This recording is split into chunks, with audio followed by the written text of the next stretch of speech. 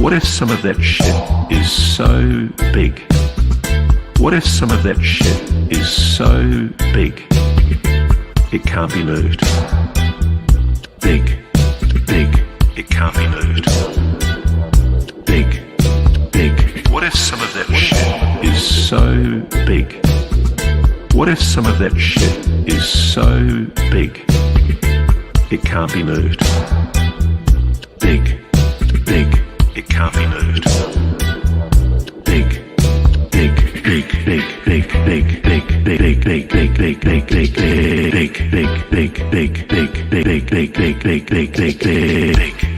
In a country outside of the United States of America. Big. In a country outside of the United States of America. In a country outside of the United States of America. Big. In a country outside of the United States of America. Big.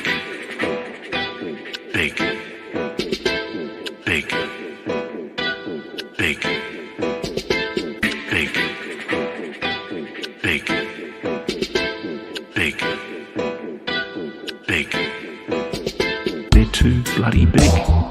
They're too bloody big. So big. They're too bloody big. They're too bloody big. They're too bloody big. They're too bloody big. So big. They're too bloody big. They're too bloody big. I know exactly where it is. I know exactly where it is. But it was bollocks big. But it was bollocks big.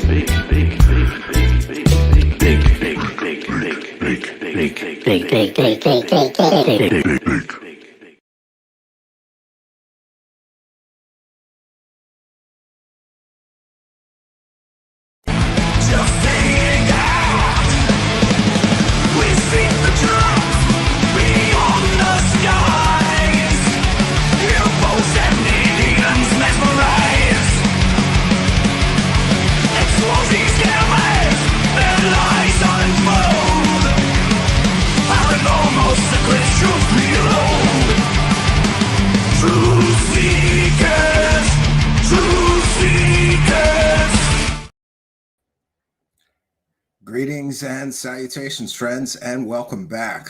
I don't know about your weekend, but I had a hell of a weekend.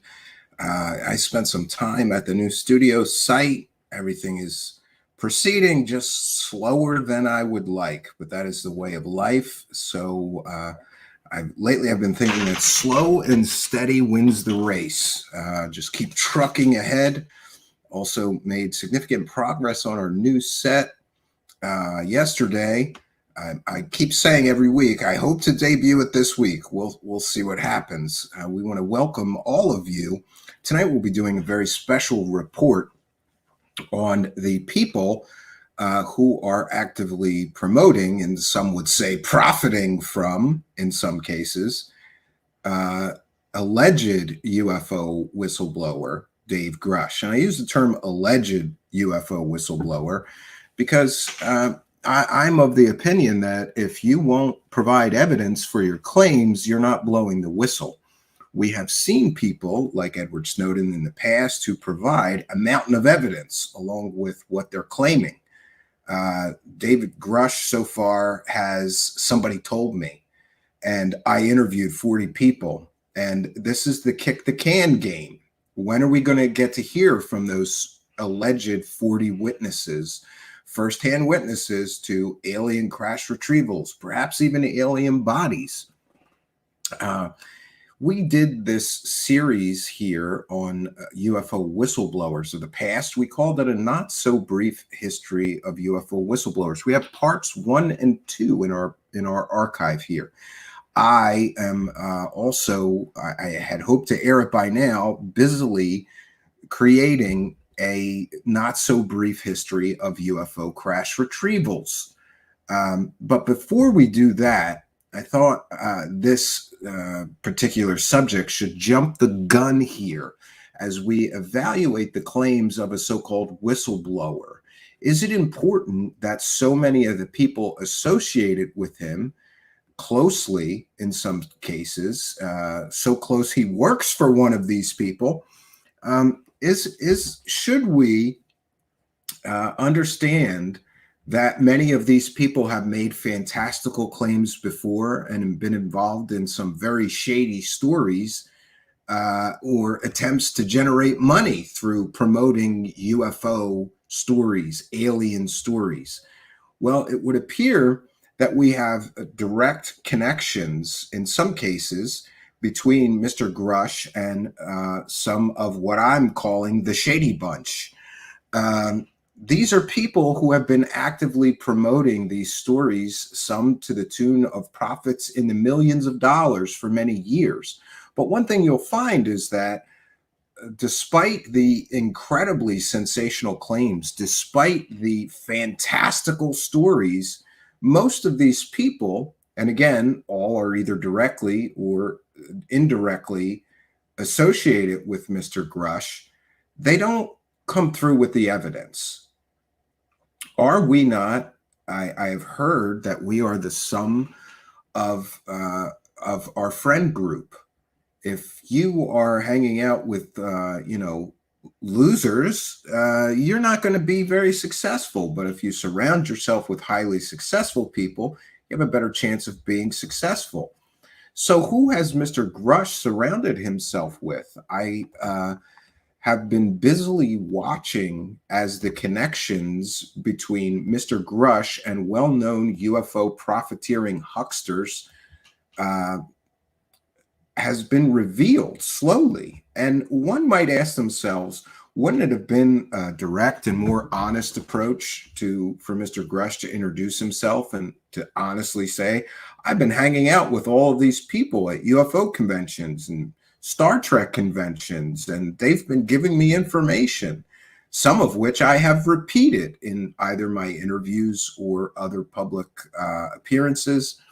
There was a few pieces in foreign news outlets, which is very curious considering he's, going after the United States for being transparent. Why would you not give interviews to people like, Stephen Greenstreet from the New York Post? In fact, he hung up on Stephen Greenstreet when Stephen Greenstreet called him and wanted to ask him some questions.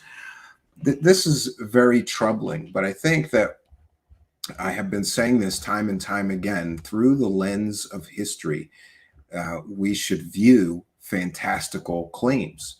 After all, I have been saying this for quite some time. History is indeed our greatest teacher. And I truly believe that.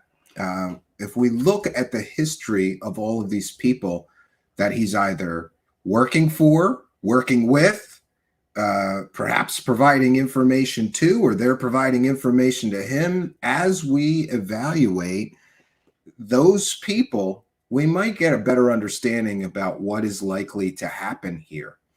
After all, if all of his close friends, associates, and coworkers have made absolutely fantastical claims about UFOs and aliens, and yet not proven those claims to be true or real with tangible evidence, I think that says a lot about Mr. Grusch and how this story may indeed unfold. We want to take a moment to recognize the live chat and make sure you get a beverage. We have a lot of information to share with you tonight. We are going to be going over some history and providing perspective about some of the people that are very closely associated with Mr. Grusch, or that Mr. Grusch is working with or for, or yeah, we're going to get into it, friends. So tonight is a not so brief history of the people promoting David Grusch. We can see Mr. Jeremy Corbel and Mr. George Knapp sitting directly behind him while he gives congressional testimony. Jeremy Corbel has claimed that he helped organize that hearing. And one might ask themselves, why is a so-called documentary filmmaker who has been promoting, in my view, fake stories for many years to the tune of millions of dollars, why is he allowed to organize a congressional hearing? What part did he have in that? And these are the list of characters we'll be covering tonight. If there is sufficient demand for it, we may do a part 2, because I want to be very clear. This is not all the people that are promoting David Grusch. Other people are as well. But I thought that there's this common thread through how Putoff, Stanford Research Institute, and others included in his current circle of people. There's a direct thread from the Stanford Research Institute and CIA experiments into psychic spies, then on to the Bob Bigelow connection and the study of Skinwalker Ranch, Hal Putoff, Eric Davis, heavily connected to that. And of course, Jay Stratton, heavily connected to that.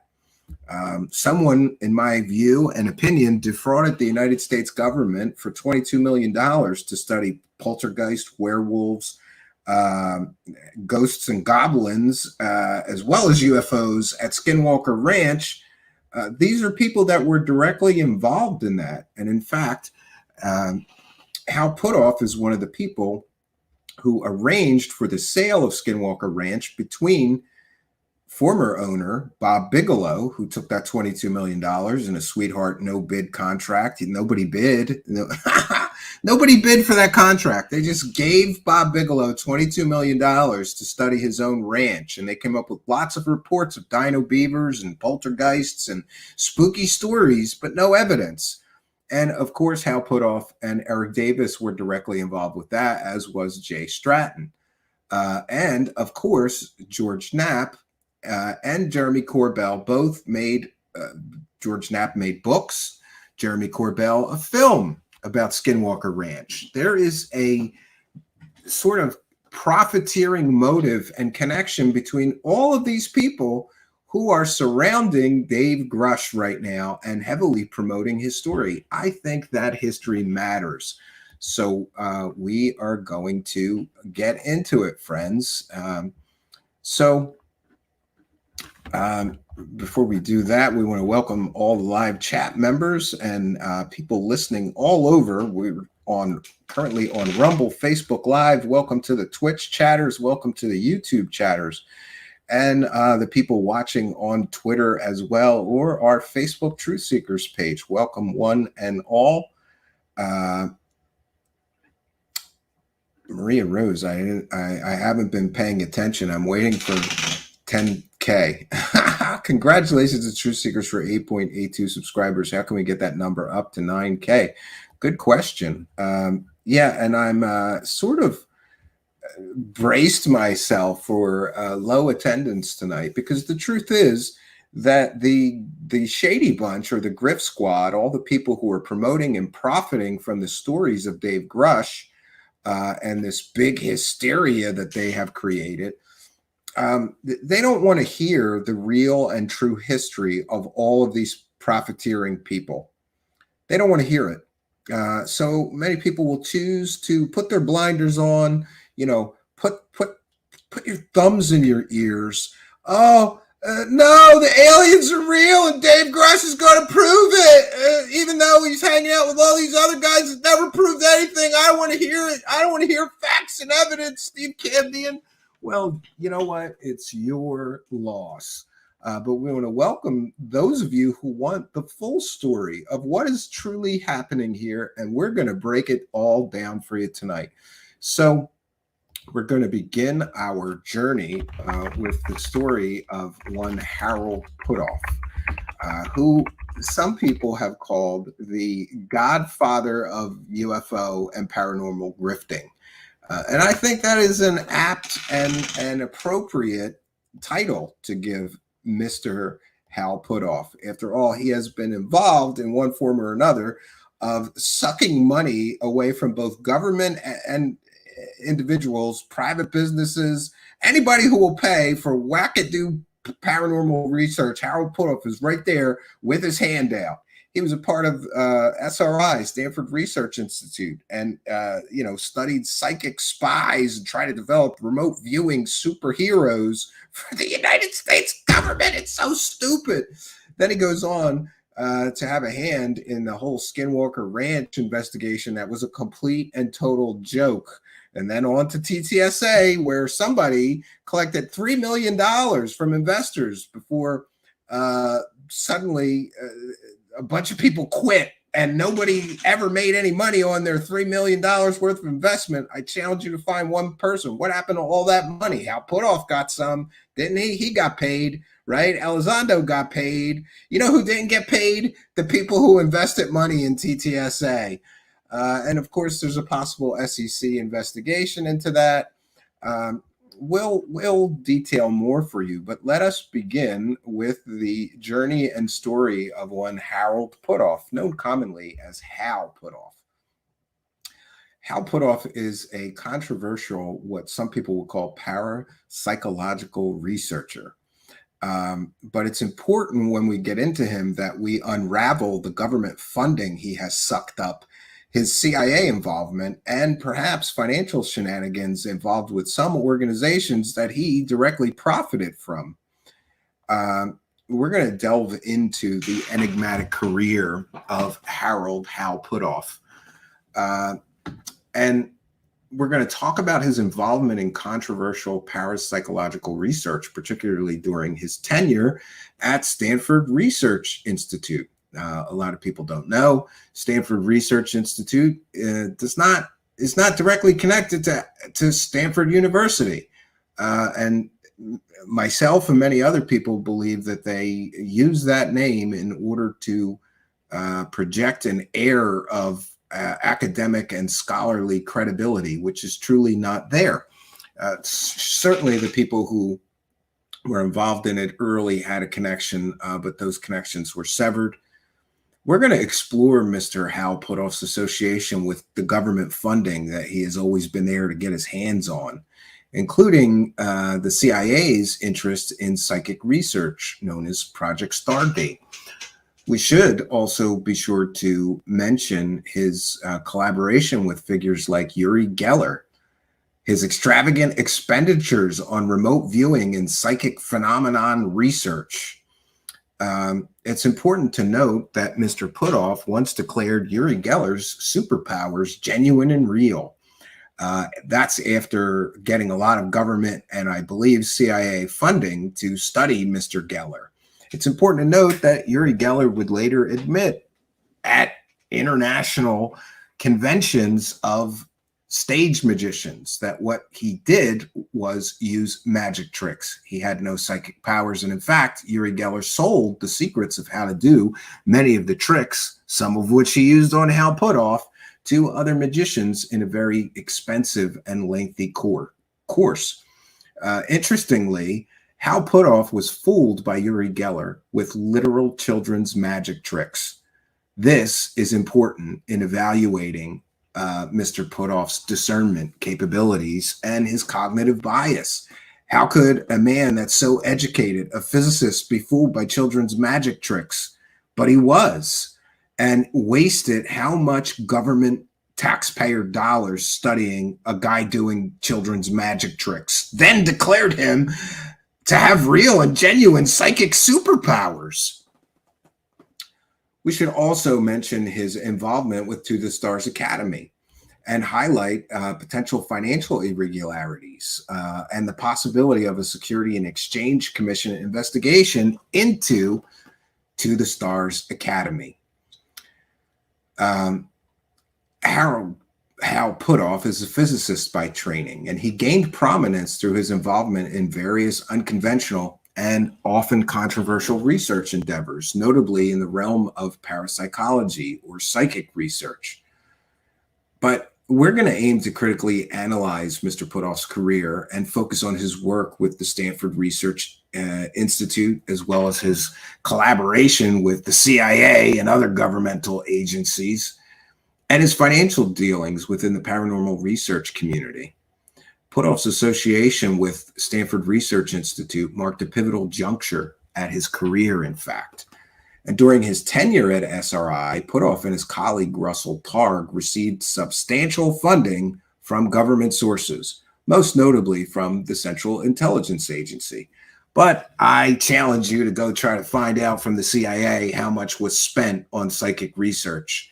I've been unable to. If anyone knows any good sources for just how much money Stanford Research was paid by the United States government and the CIA, please do let me know at truthseekershow@gmail.com.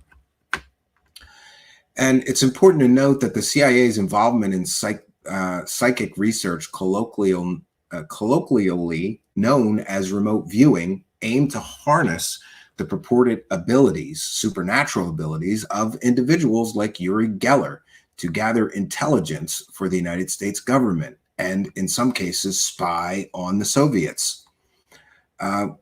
And one of the most controversial aspects of Putoff's career was his collaboration with Uri Geller, a self-proclaimed psychic and mental spoonbender. His association with Geller raised eyebrows within the scientific community due to the lack of empirical evidence supporting Geller's paranormal abilities. Despite this skepticism, Putoff and Geller worked together on projects that purportedly involved psychic phenomenon, contributing to the broader aura of the mystique surrounding Putoff's work. We also need to make sure that we recognize his extravagant expenditures on psychic research. His endeavors in the field of parapsychology were not only controversial, but also financially extravagant. Reports suggest that significant sums of government funding were allocated to psychic research, often yielding inconclusive or unverifiable results. Some critics argue that these resources could have been better utilized in other scientific pursuits, raising concerns about the responsible allocation of public funds and how Putoff's hands literally in the cookie jar of government funding for what some people would call nonsense. Also important to talk about his connection to Bob Bigelow and Skinwalker Ranch, because Putoff's later involvement with entrepreneur Bob Bigelow and the infamous Skinwalker Ranch further fueled skepticism surrounding his research. And the collaboration aimed to study paranormal phenomena, including UFO sightings and alleged encounters with otherworldly entities, which included werewolves. Critics contend that Putoff's association with Bigelow and the sensational nature of the research undermined the scientific rigor that should have been maintained. I think it's important that we recognize that Mr. Putoff has been taking money, and what has he proven? Decades and decades, Mr. Hal Putoff has been taking money, both from government sources, CIA sources, private individuals. Hey, if you want to study psychics, get out your wallet. It's going to cost you, but Hal Putoff will be right there to do that work. So next, we have to mention his association and employment with To the Stars Academy, and perhaps some financial shenanigans involved with that. Because Putoff's involvement with To the Stars Academy, an organization which was founded by former Blink-182 rock star Tom DeLonge, it brought further attention to his questionable research practices. After all, To the Stars Academy made many, many ridiculous claims, including having perhaps alien technology in their possession, and also promising that they were going to build a revolutionary spaceship, or excuse me, a spaceship with a, quote, revolutionary power source that would change the world, unquote, and later delivering nothing. Mr. Putoff was also, for a time, I think, associated with or connected to the Joe Firmage free energy and anti-gravity scam, which some investors, on the record, Skinwalker Ranch new owner Brandon Fugel invested millions of dollars and then found out that it didn't work. Nothing worked. But back to the Stars Academy, concerns have emerged regarding the transparency of financial transactions and the allocations of funds that were all solicited from public donations. People want to know what happened to the money and the allocation of the funds within the organization. Who was paid what? No one, to the best of my knowledge, will answer any questions about where the money went, who spent it, how much each member of the organization To the Stars Academy was paid. It gets shady very quickly. And of course, we've learned through recent reporting by Art Levine that there is a potential SEC investigation. While scrutiny mounted about To the Stars Academy, there has been speculation about a potential Securities and Exchange Commission investigation into To the Stars Academy for potential misconduct or even fraud, perhaps. And there has been claims of a previous SEC investigation which did not go forward. And the current claim is that there is a current complaint and investigation by the SEC into To the Stars Academy.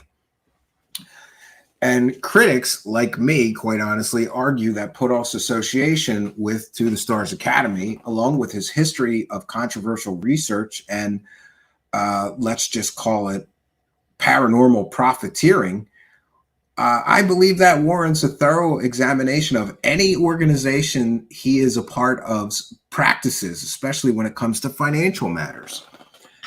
Hal Putoff's career has been marked by his controversial research, by lots of government funding and questionable financial dealings. His collaboration with figures like Uri Geller, involvement with To the Stars Academy, and other pseudoscience investment opportunities, like his own company. He wants investment capital for his company that investigates wacky stuff. And also, certainly, his association with Skinwalker Ranch have raised concerns within the scientific community and beyond. While Putoff's contributions to various fields and fields of research cannot be entirely dismissed, the shadow of the controversy around him and what some may call financial shenanigans for some things he's been a part of casts a very skeptical light on his history. I believe that further investigation and critical analysis are essential to fully understand the implications of Putoff's work and his perhaps influence on David Grusch. We have seen that Mr. Grusch has been talking about some things that Hal Putoff wrote papers on. I don't think that's a coincidence. We have also seen that Mr. Grusch is directly connected to one Eric Davis, who worked for Mr. Hal Putoff multiple times through various different agencies. I don't think this is a coincidence. And why is it that all the TTSA profiteers who ran that thing into the ground, some would say, are all right around Grusch looking for another payday off of the paranormal? I don't think that is a coincidence either. And so our next contestant here is, we're going to go, let me check here. Dr. Eric Davis. He's the next contestant on the Shady Bunch game. Dr. Eric Davis directly mentions Mr. Grusch before Mr. Grusch became public, and even claimed that David Grusch was basing some of his opinions on projects that Eric Davis has been a part of. Certainly, also, Mr. Davis has been a controversial figure who's made many, some would say, out of this world. Others would say incredibly fantastical claims of alien back engineering program and things recovered. He famously made a statement 3 years ago in that New York Times article claiming the government was in possession of alien technology. And to this day, Mr. Davis has not proven any of his claims or provided any evidence for these very, very bold and fantastical claims. He has also been involved in the so-called Wilson Davis notes, but won't talk about them. It's top secret. The Davis-Wilson notes are a joke to me. When the primary actor in the notes comes out and says, these are a work of fiction, I may know Eric Davis, I may have met him, but I wouldn't know him to see him, you know that the story is fake. And of course, that story was promoted by many of the same people on our list tonight. And of course, many profited from that story. It's a big UFO circle jerk. That's what it is. Here's a shot of Eric Davis, if anybody is unaware. Interestingly, Mr. Davis is another person directly connected to Dave Grusch, even claiming that Dave Grusch is basing some of what he's saying off of programs that he's been a part of, but he can't talk about it. It's all top secret. You ever notice that? Oh yeah, the aliens are definitely here, and I worked on the program, but I can't speak directly about that. It's all classified. It's this game of kick the can, right? When you ask these people for evidence of their claims, they make excuses. They don't deliver. They have a history of not delivering. So as far as Eric Davis, will unveil some of his controversial claims and speculative research in the realm of alien technology and the paranormal. We'll delve into his work and assertions made by Dr. Eric Davis, a researcher known for his association with Dr. Hal Putoff, and his controversial claims. Eric Davis gained attention in both scientific and public spheres for his involvement in various speculative research areas, particularly those related to wormholes and advanced theoretical propulsion. He's a physicist. Some of his claims have been related to extraterrestrial technology and paranormal phenomenon.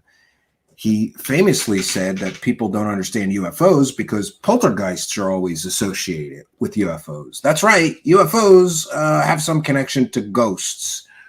What is his evidence for that? A ghost followed him home from Skinwalker Ranch. This is the quality of the wackadoos that are surrounding David Grusch.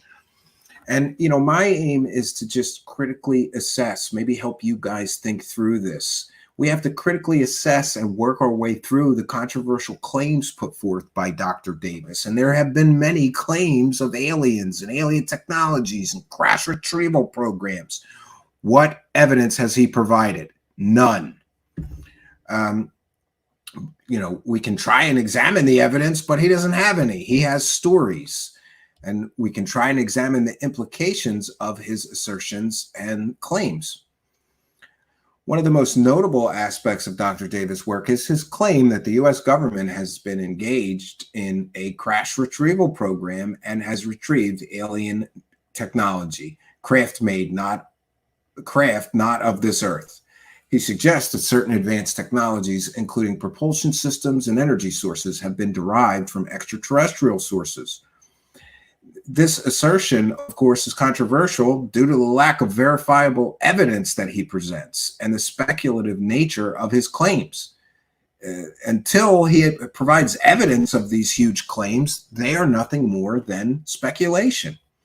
Similarly, Dr. Davis' investigation into poltergeist phenomenon has been met with skepticism as his reported findings remain largely anecdotal. He's got stories, anecdotes. Those are stories, anecdotal evidence. Well, Poltergeist followed me home from Skinwalker Ranch after we saw an alien spaceship. I'm paraphrasing, of course, but you get the idea. Then, of course, we get to something that I feel very strongly about, and that is the Wilson Davis notes. All the Wilson Davis notes that you need to know is that according to notes written by Eric Davis, Dr. Stephen Greer, a known UFO profiteer, had a meeting with Admiral Tom Wilson and Edgar Mitchell. The only reason he got the meeting is because Admiral Tom Wilson was being respectful to Edgar Mitchell, a former astronaut. And in that meeting, Dr. Stephen Greer gave this admiral a completely and totally 100% fake top secret document called the NRO document. And in that document, there was claims of alien crash retrievals. And by the way, it's important to note, it was a completely and totally fake document.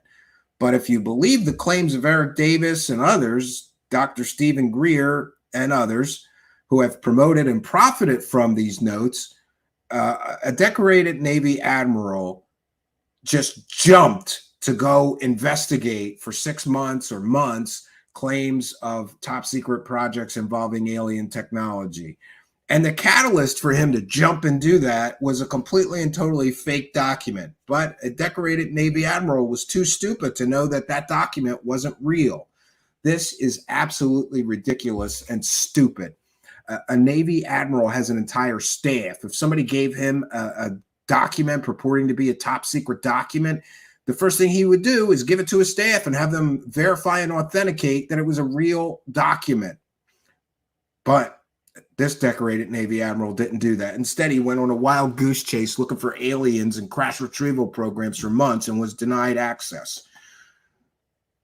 The admiral involved in what I believe is a grift or, a fake story here to make money, he denied knowing Eric Davis. He said, well, I may have met him. I wouldn't know him from seeing him. Well, I sure didn't talk about aliens. These are a work of fiction. These notes are a work of fiction. And, there's a real problem with UFO grifters being willing to just destroy somebody's reputation and call a decorated Navy admiral a liar so that they could, get some kind of clout. Like, oh, I had a meeting with this guy and he looked for the alien crash retrieval programs, didn't find them. To be fair, the Davis notes, which detail this Admiral Tom Wilson's alleged attempt to investigate programs related to the back engineering of alien technology, has sparked intrigue and a great deal of controversy and debate within the UFO community. However, the authenticity and veracity of those notes remain contentious. Eric Davis has now more or less admitted he wrote them, but we still got the main actor involved in the notes saying, I didn't have a meeting with this guy. These are a work of fiction. And the lack of actual verifiable evidence surrounding these notes casts major doubt on the legitimacy of these claims. Next, we get to Dr. Eric Davis' statements to the New York Times and his speculative research, because Dr. Davis' statements to the New York Times regarded encounters between Navy pilots and unidentified aerial phenomenon, and that got widespread attention. He sort of came along for the TTSA ride, right? Again, a direct connection to TTSA. And while his insights into so-called potential technological advancements remain thought-provoking, he wrote some speculative papers on wormholes and how could aliens get here from there and stargates and things like that. And by the way, the Air Force called his research crackpot research in a newspaper article.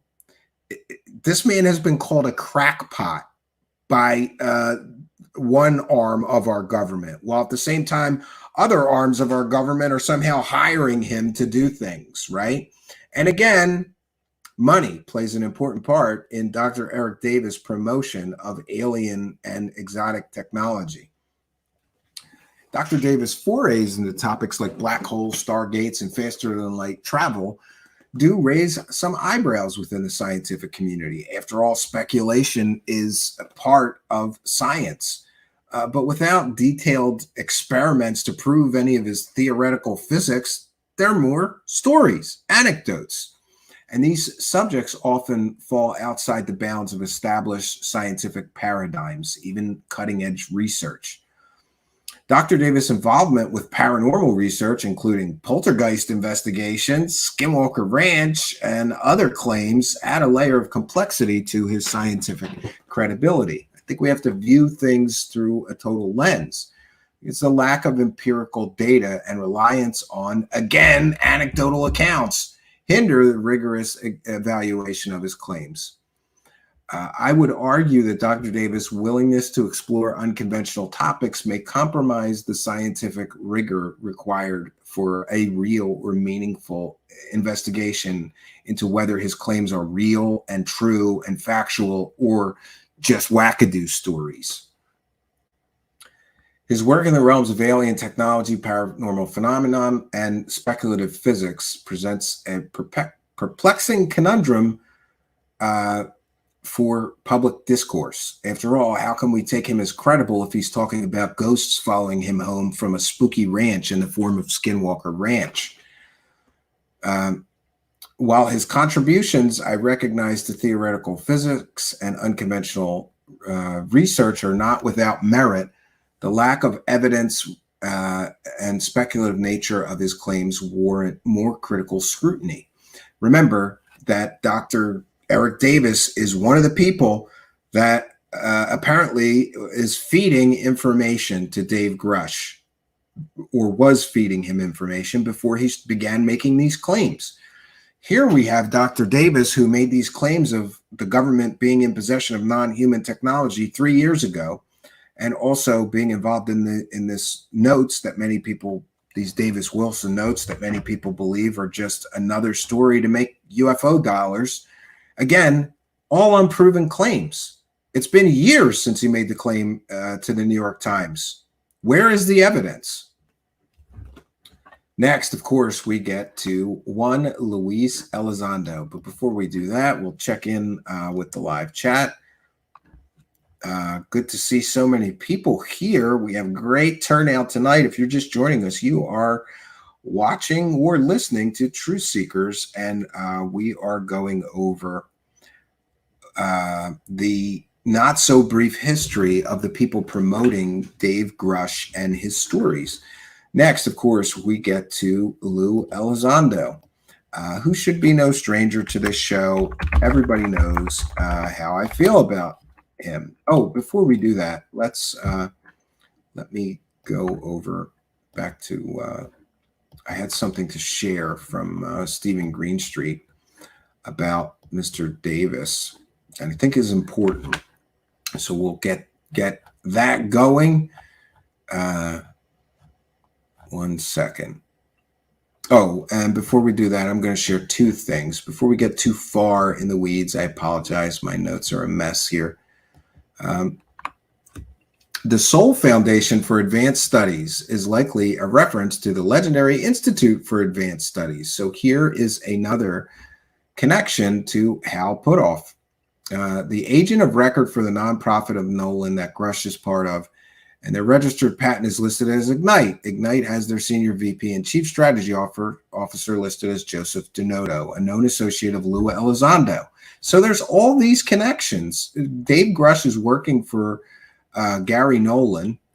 UFO or whistleblower states he is currently the COO of the Soul Foundation. Also part of Soul Foundation is Christopher Mellon and Gary Nolan. By the way, I left Mr. Mellon out. We ran out of space on the thumbnail. He's another person who is promoting Mr. Grusch's claims, again, without evidence. All these people are promoting his claims, telling us, oh, the evidence, he's got plenty of evidence. It's been months. Where is the evidence? Are we just going to kick the can until we finally give up and go, oh, he doesn't have any evidence. He's got stories from wackadoos like Hal Putoff and Eric Davis, lifelong wackadoos. 1 second here. Now, I had the, Earth Tech is also Hal Putoff's company, and Eric Davis works there. So there's all of these connections, right? And I am going to share my screen. Here's Mr. Eric Davis talking about, well, we'll see in a moment. Because we're pressed for time. Tell me about the Admiral Wilson transcript. I can't discuss that. You can't discuss. I'm not at liberty to discuss it.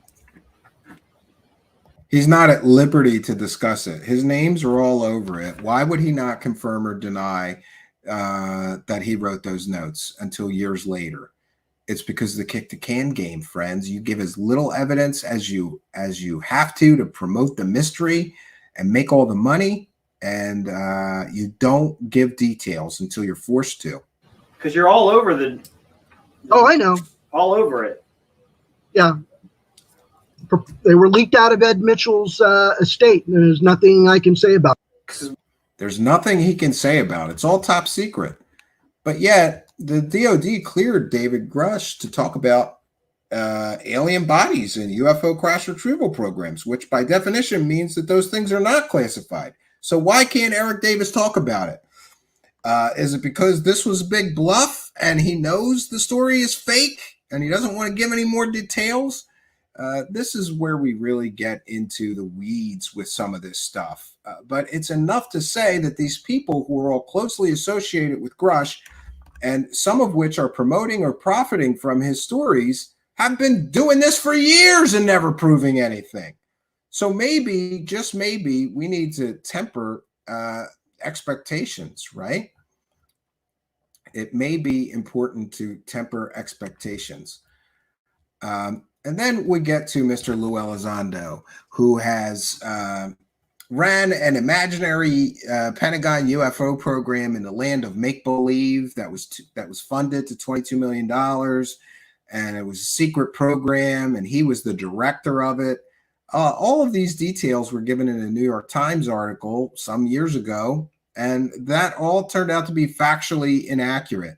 Later, Mr. Elizondo would have to admit in his own statement to the Inspector General when he was complaining, he was complaining like, I'm trying to pretend I'm running a UFO program or that I did for the government, and you people are saying that ain't true. In that complaint, he had to admit that this program he claimed he run was not a program. It was an activity, an unfunded activity that he did in his spare time, and he had no direct responsibility for the Pentagon actually dealing with UFOs.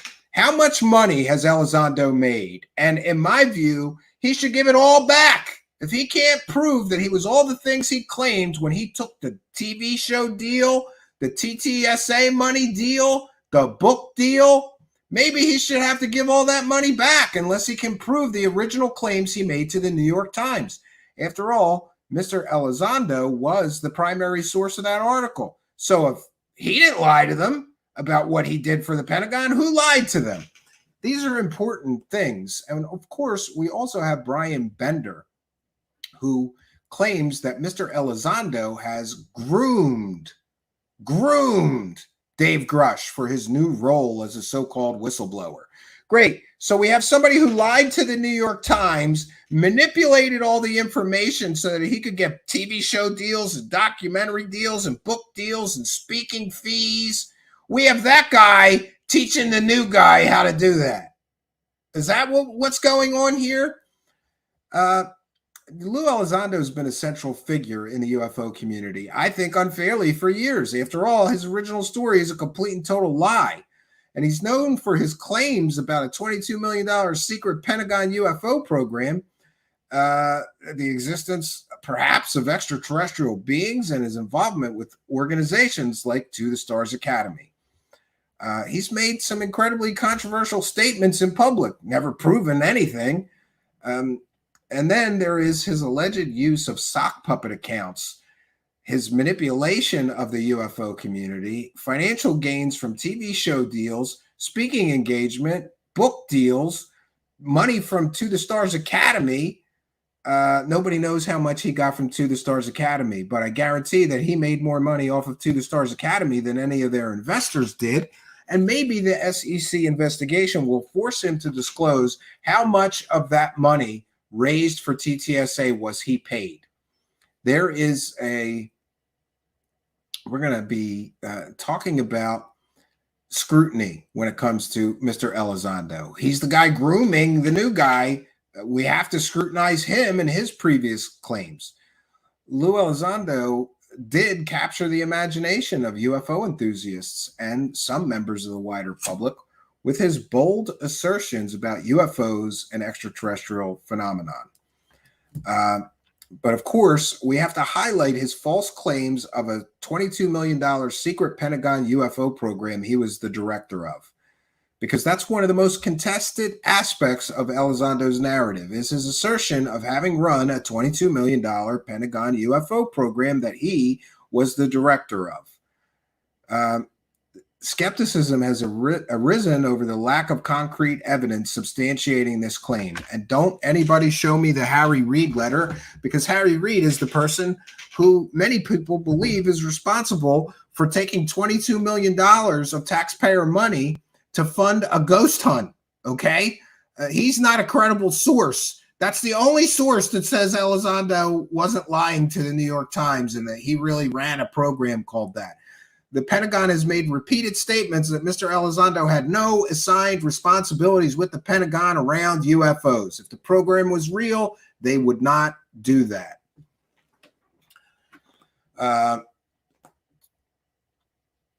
So there's a lack of concrete evidence to substantiate his original claims. And where is the explanation? Is this claims going to change now? Oh, well, I did that in my spare time. I didn't really have $22 million program, and I wasn't the director of that program, because that would imply that was a full-time job for me at the Pentagon, and the Pentagon said that wasn't my job.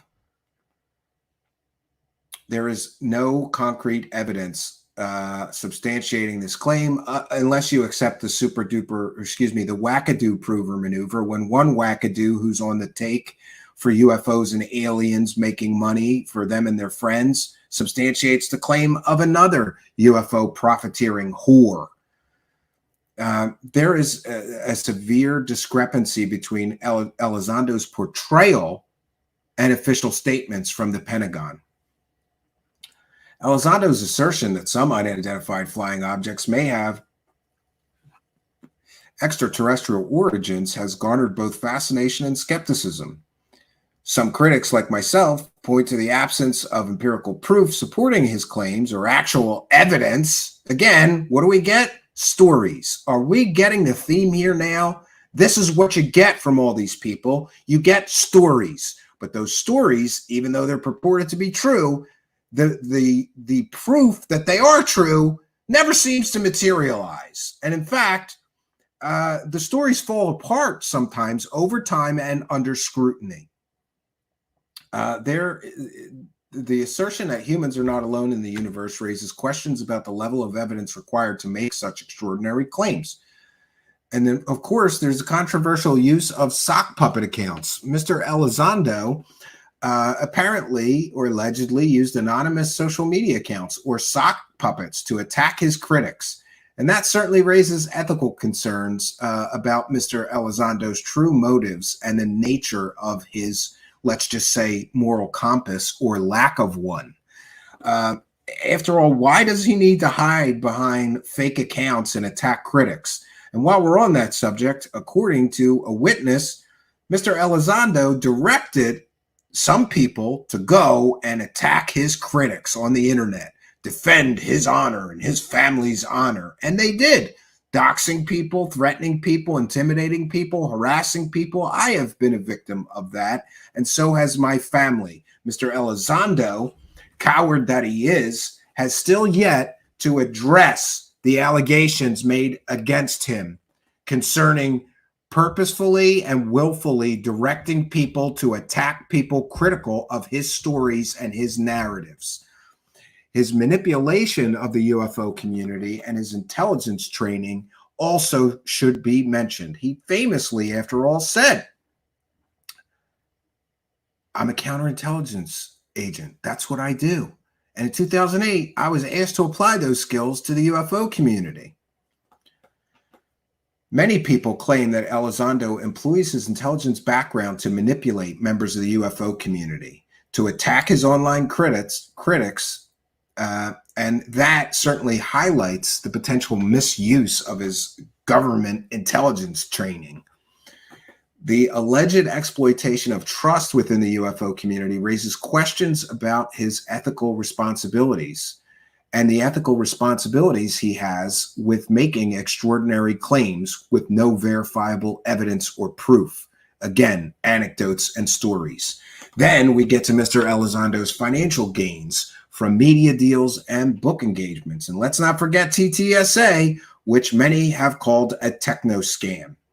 Reports of Elizondo securing television show deals, speaking fees, and book deals based on unverified or exaggerated claims underscore the commercialization of his UFO for-profit narrative.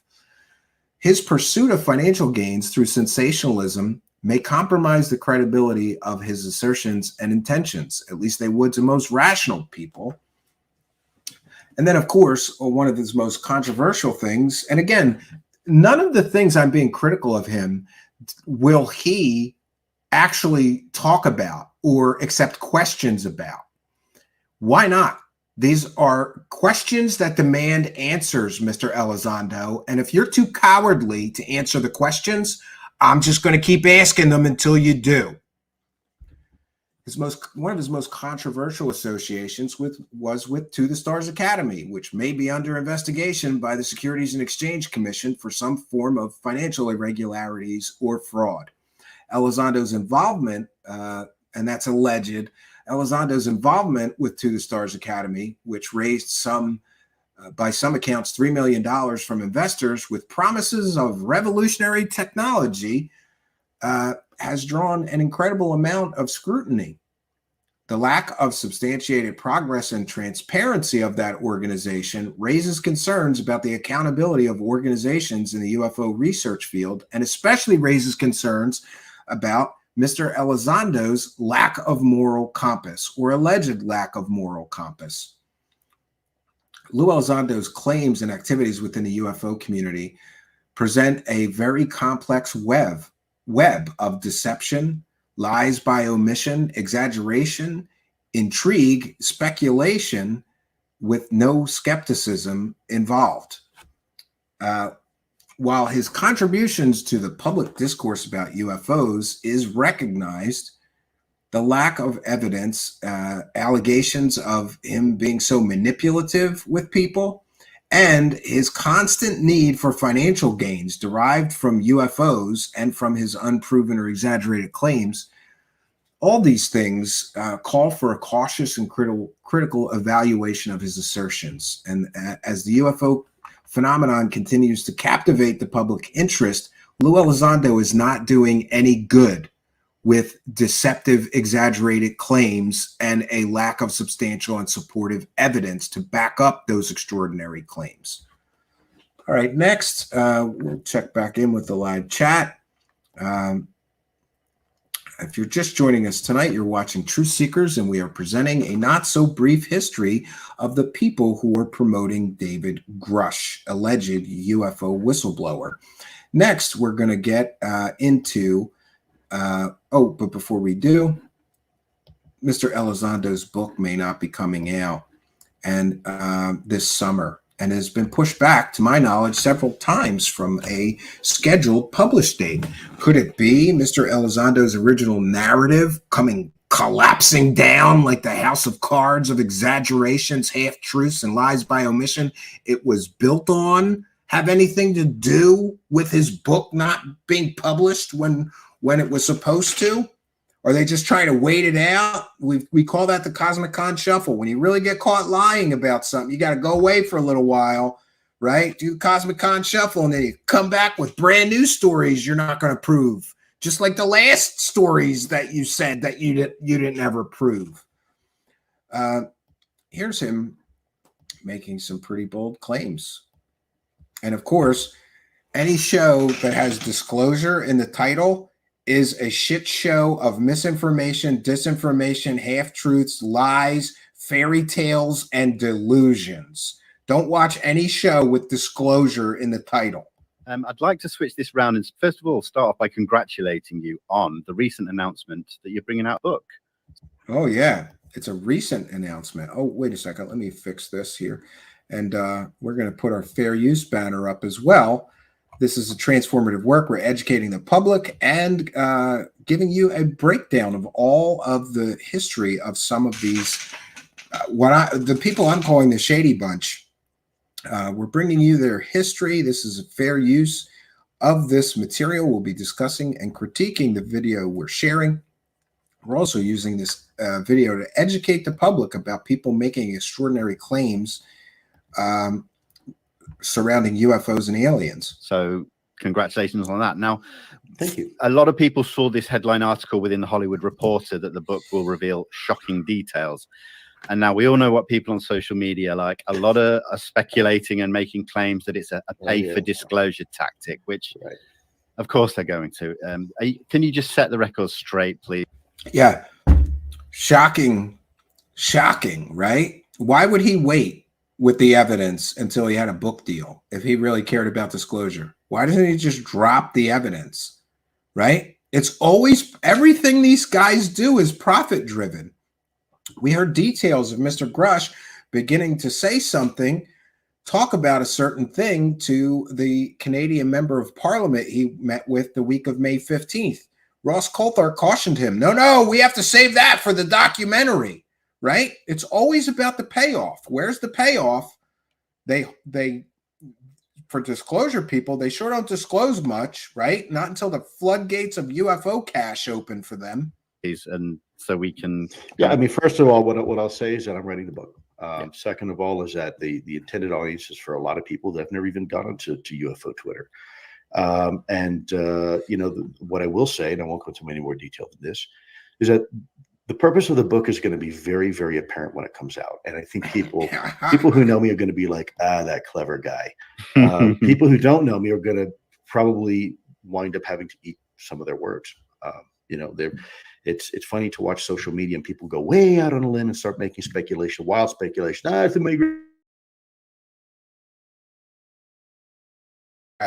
But when the book comes out and people really they read it and go, holy crap, this is, now this makes sense. Now we understand why you did the way you did it when you did it. Yeah, it is a money grab. And you know what else was a money grab? His television show, which proved nothing. You know what else was a money grab? TTSA, which proved nothing. $3 million people invested in that company. They got nothing back, but he made money. Tom DeLonge and his sister made money. Hal Putoff made money. I believe Gary Nolan may have made money, right? And other people involved in TTSA like Christopher Mellon, they all made money. What about the investors that were left holding the bag and never got anything for the money they gave these clowns? Will they apologize? No. They'll just, they'll go hide in the little deep dark corners of Twitterverse. Yeah, he's got bombshells, but he's been waiting all this time for the book deal to drop the evidence, right? So that the TV show money grab, that wasn't good enough money grab for him to drop the evidence, right? The TTSA money grab, that wasn't a big enough money grab for him to drop any evidence. The speaking fees that he's gotten to speak at conferences or live events or whatever, that wasn't enough money for him to drop the evidence he's been holding all this time. But somehow the book is going to be where he's going to drop the evidence. Sure. He's waited 8 years to drop evidence, right? Is it 8 years? 7 or 8 years he's waited to drop his evidence. And maybe change their name or something. And by the way, we've seen some of the evidence he dropped on national television. Wasn't it when he was on the Fox News network, he claimed that recently CIA documents confirmed alien stuff, and it turned out to be they were disclosed like 30 years prior, and they were unproven claims, great documents, but, he gets things wrong constantly. He can't even evaluate stories. He's behind the push of Grusch talking about the Italian UFO case. And oh boy, we're going to detail that for you. The only evidence of that is some documents many people claim are forged documents. And the story got added on to and added on to, and people keep adding on to it. And a UFO grifter involved in the Trinity hoax was involved in that as well. And the Trinity hoax is a proven hoax now. You know, this is not a guy who's good at like digging up real information. He's a guy who's good at recycling stupid stories that weren't proven the first time they were sold, trying to repackage it and resell them, just like TTSA did with Art's Parts. Remember that? Oh, we'll get into it. But I'm used to it. You know, for the last 3-4 years, I've been used to people always accusing me of one thing. They're never happy, no matter what you do for them, no matter how you do it. You know, I'd be happy if you actually provided evidence of your claims instead of filling your pockets with UFO dough constantly, right? You know, like at some point, don't you have to say, like, listen, you need to prove the shit you were talking about 5 years ago was true before you come out with new stuff you're claiming is true and want more money. Like the greed of these people, they are insatiably greedy, all of them. You've just got people that are sharpshooting you. They're throwing rocks. I don't know why that is. It's sad. Yeah. You know, I really hope that. Yeah. Asking for evidence is throwing rocks and attacking them, right? That's how you know that this man suffers from a delusion-based belief system, because he cannot withstand critical thinking people asking him questions. And he's such a coward that he went on no shows that asked hard questions, right? Well, with the possible exception of UCR, and we saw how that turned out, right? One hard question, the guy melted, started talking about somebody's mother being a hooker, right? What if I called your mother a hooker? Ridiculous, cowardly. Those type of people find whatever profit-driven clown they're looking for. You know, but if there's one thing, you know, my track record speaks for itself. Yeah, your track record of, let's see, deception, half-truths, and money grabs.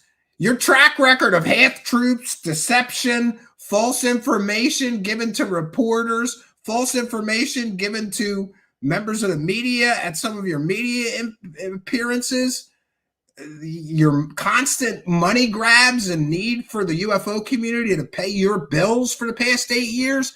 Yeah, that track record is clearly established. But you know what he doesn't have a track record for? Coming with any evidence. No evidence. No, just stories, more stories. People should know me now at this point that I'm not a money grab kind of guy. I do think very deliberate. Yeah, because people who aren't money grab guys don't go after television show deals. By the way, he tried to go after another television show deal with HBO with Jeremy McGowan and UAPX. That didn't work out for him. People who are not interested in money grabs don't go out looking for book deals, speaking fees, salaried positions with startups that claim they're going to build a spaceship with a revolutionary power source that'll change the world, and accept money from investors that never get any of their money back. Does that sound like somebody's not interested in money grabs to you? Really, very strategically. And again, I think the book is going to serve a very specific purpose. And I think people are going to be delighted when it comes out. You know, that's where we are with that. I'm not going to go into much more detail than that. Yeah, you got to buy the book before he'll give you any details. He's got to get the money before you hear any of the information, because this way, you know, buyer's remorse, buyer beware, no refunds, right? If you give him the $20 for the book and it's just more stories, he's already got your $20. He doesn't care what you think. But I think it's going to be very, very eye-opening. And I think people are going to come back and say, holy cow, wow, that was exactly the way to do it. And by the way, it's my narrative. So, you know, when I sit there and I it's my narrative, do an interview on a like a major news media, these are like 2 to 3 minute sound bites. Yeah. And it's not it. And by the way, I don't control their editing.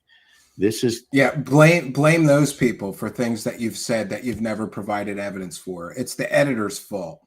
It's totally the editor's fault, friends. It has nothing to do with him. And remember, Dave Grusch is making claims of recovered alien technology. Dave Grusch is also making claims of materials in the possession of the United States government that purportedly comes from aliens. But we have to remember that Lue Elizondo made all those claims before with TTSA years ago. Then they collected $3 million and didn't prove shit. They didn't prove any of this. All of this has happened before, and it will all happen again, friends. But let's rewind a few years and see some of the fantastic claims of alien technology being made, right? We forget, right? The Atom Research Project. Oh, we got a whole warehouse, right? We got a whole warehouse, and we're going to fill it with alien crash retrievals and UAP crash retrieval technology. And all they had was Art's parts. Long debunked garbage story from Linda Moulton Howe that even Art Bell said was nonsense. Well, yeah, when I reflect upon what we've been able to accomplish, I sit here and kind of go, yay, and say, Steve Justice, Mr. CIA, yeah. Because the expectations. Oh, look, that's Hal Putoff making claims of material in possession for the Atom Research Project, which may be alien, right? Are huge when the expectations. We've got Hal Putoff, Steve Justice, Lue Elizondo, all making these claims before that Dave Grusch is making now. Are extremely high. Who might his sources be for his adamant belief that the United States government has crash retrieval programs and recovered technology that may come from non-human entities? All of this was claimed before while they were doing the TTSA money grab. Is this just TTSA 2.0 money grab? Performance has to follow. And so performing is key to me now. We have multiple samples now from multiple sources, ranging a wide variety of integrity. Even if the material goes nowhere, people are beginning to provide us things. Wow, that is. Did they prove that any of these things were alien? Did I miss the memo? Did I miss the New York Times article? Did I miss the major media announcing verifiable evidence and proof of extraterrestrial visitation in the hands of Lue Elizondo, Hal Putoff, Gary Nolan, and other members of To the Stars Academy? Did I miss it? Did they ever prove these claims? These same claims are being made now, but on a grander scale. Welcome to TTSA 2.0, friends. More brilliant than we thought. And the money grab is going to follow this. The likes of this money grab coming up is going to be like nothing we've ever seen before. I think it could reach 20, 30, 50 million dollars, the money that will be generated from this delusional escapade. What's different about the activity that we have going versus, quote, the field out there is that the field out there is... Yeah, this is the president of science and technology. The guy that thought that Uri Geller's children's magic tricks really were superpowers, real superpowers. And by the way, let's not forget that Mr. Elizondo has made claims of having superpowers himself. Do we see the wackiness here and how the wackadoo comes forth when you start scrutinizing claims made by these people? And I mean claims besides aliens. You mean aliens isn't enough? Let's throw some superpowers in there. To make this story really pop, we need somebody with superpowers, super psychic spy program superpowers. Elizondo made those claims to multiple people. really filled with people who have opinions and thoughts and beliefs about what all this kind of stuff means and so on. But TTSA has been put together on the basis of the mantra, you might say, let's just follow the data and see where it goes. Where did the data go? Where did the $3 million go? Let's follow the data. Why don't you release the data on all of these fragments that you guys promoted?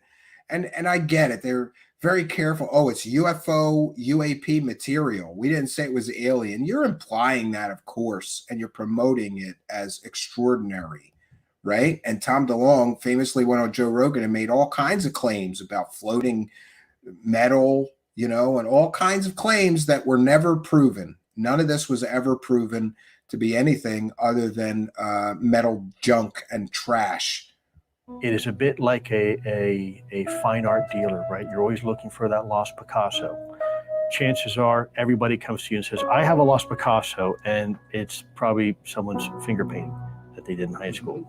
But occasionally and rarely, and it only takes one time, you find that Picasso locked away in someone's attic or someone's basement and they didn't know they had it. my whole career. Oh yeah, they have a Picasso in the form of alien technology. Was about solving really hard problems. This is a hard problem from so many different directions. It's technically not understood, socially not understood. And so we're on an inflection point now of an opportunity to do something really, really, really different. Yeah, so it's interesting to see this stuff through the lens of time, right? Oh, wait a second. I have to go to YouTube to see through the lens of time, we can see that many of these claims that Dave Grusch is making have been made before. And the people making those claims collected millions of dollars based on those claims, right? And promised evidence was coming. This was 4 years ago, friends, that these claims were originally made. 4 long years ago. Where is the evidence of these claims made? And like I said, shouldn't they have to prove these claims before they come back to us with new claims and want new money for the new claims when they haven't proven the old claims with, and they got all that money before? I would think that would be a fair, ask to say, well, you guys claimed all this stuff before. Somebody collected $3 million. Where'd all that money go? Where's the evidence? Where's the data? Where is the lab results of all of that? And so I think that's why we have a chance of actually making real progress, because we will follow where the data leads us. I want to make sure. So where did the data lead? Where is the data? Where is the evidence? Where is the lab reports? Why didn't we ever get them? That I have a healthy dose of skepticism to make sure I'm not blindly accepting something because it's cool or neat or new or something like that. But the data supports the decisions that we make, the dots that we connect, the moves that we make. But I see a diligence being applied to this that gives me optimism that we stand a chance of being able to make some real progress. There's Linda Moulton Howe shown in the promo. I think that was just the back of her head. That's who they bought this garbage from. Some of these pieces of garbage that were never proven to be anything extraordinary. And that one person recreated. But not to the satisfaction of Linda Moulton Howe. A lot of people don't know this, but the arts parts that they're basing these claims off of. So again, we have Linda Moulton Howe made a boatload of money claiming that those pieces were aliens. Then they bought them for $30,000. So Linda Moulton Howe gets another money grab. She gets $30,000. They get to take those pieces and make similar claims and do their own money grab. Nobody proved that this stuff was extraordinary or alien in all of these years. But here we are, and now we've got Grusch making very similar claims about alien technology in our possession. But even grander claims, because now we've got claims of intact spacecraft. I think we may cautiously optimistic be, on the brink of something really new. We have to do this the right way. You were on the brink 4 years ago. Where's the evidence? Where's the data? Where's the lab reports? How much money did you collect based on this overhyped, over-sensationalized story that was based on somebody else who overhyped and over-sensationalized this story before you in the form of Arts Parts and Linda Moulton Howe? Remember I said all of this has happened before and it will all happen again? Are we going on the third iteration of Arts Parts now? The right way isn't necessarily the right now way. We may just be at the beginning of the headwaters. Maybe we're just in a stream right now, and we're just at the very beginning, and it's just a small creek. But I think eventually, I love how Elizondo always has this stupid analogy. Like, maybe we're just going upstream in the middle of a creek. Yeah. Okay. Yeah. Invest now. Invest now. We'll get you the proof of those aliens. Oh, that's right. No, we won't. We won't bring you any evidence. We won't bring you any proof, but we'll take your money and claim we're going to give you the evidence. 4 years. Where is the evidence from 4 years ago? The grift cycle repeats. Here we go. We've got Linda Moulton Howe in the first grift cycle selling Arts Parts, claiming they were aliens. Then we've got To the Stars Academy, including the people we're talking about tonight, Hal Putoff, Lue Elizondo, and others going around the grift thing again. We got the grift train. We've got the first iteration of the grift with Linda Moulton Howe. Then these guys and then we recycle that grift a second time. And now we're on to the third recycling of the original grift. Amazing, my friends, that this is where we're at. How many times are we going to let grifters sell us the same story without actually having proof or evidence? And each time you will notice that each time the claims get grander and grander, right? Each time they get grander and grander. Oh, I will have to, we'll take a moment here to recognize Event-Tide. Thank you, Event-Tide. Steve, Nick, oh yeah, you're right. He wasn't the CIA guy. He was the Skunk Works guy. Steve Justice's nickname at Skunk Works was the Dream Crusher due to his realistic and practical approach. It's wild to me that he was involved in TTSA. I did not know that. Learn something new every day. Thank you, Event-Tide, for your kindness, generosity, and support. We appreciate you helping us to praise the cash. So these are the people promoting. This guy, Lue Elizondo, who pushed this nonsense garbage story 4 years ago, is the person allegedly grooming Mr. Dave Grusch for his role now as a so-called UFO whistleblower. So far, he hasn't blown the whistle on anything. We didn't get any evidence. We got a lot of stories. You notice the theme here? We get a lot of stories. You know what we don't get? Evidence of claims made, which is vastly more important to stories than me. I don't want to hear another 4 years worth of stories out of Dave Grusch before we find out, just like how Putoff and Lue Elizondo and Christopher Mellon and Tom DeLonge and the TTSA alleged techno scam, allegedly under investigation by the Securities and Exchange Commission.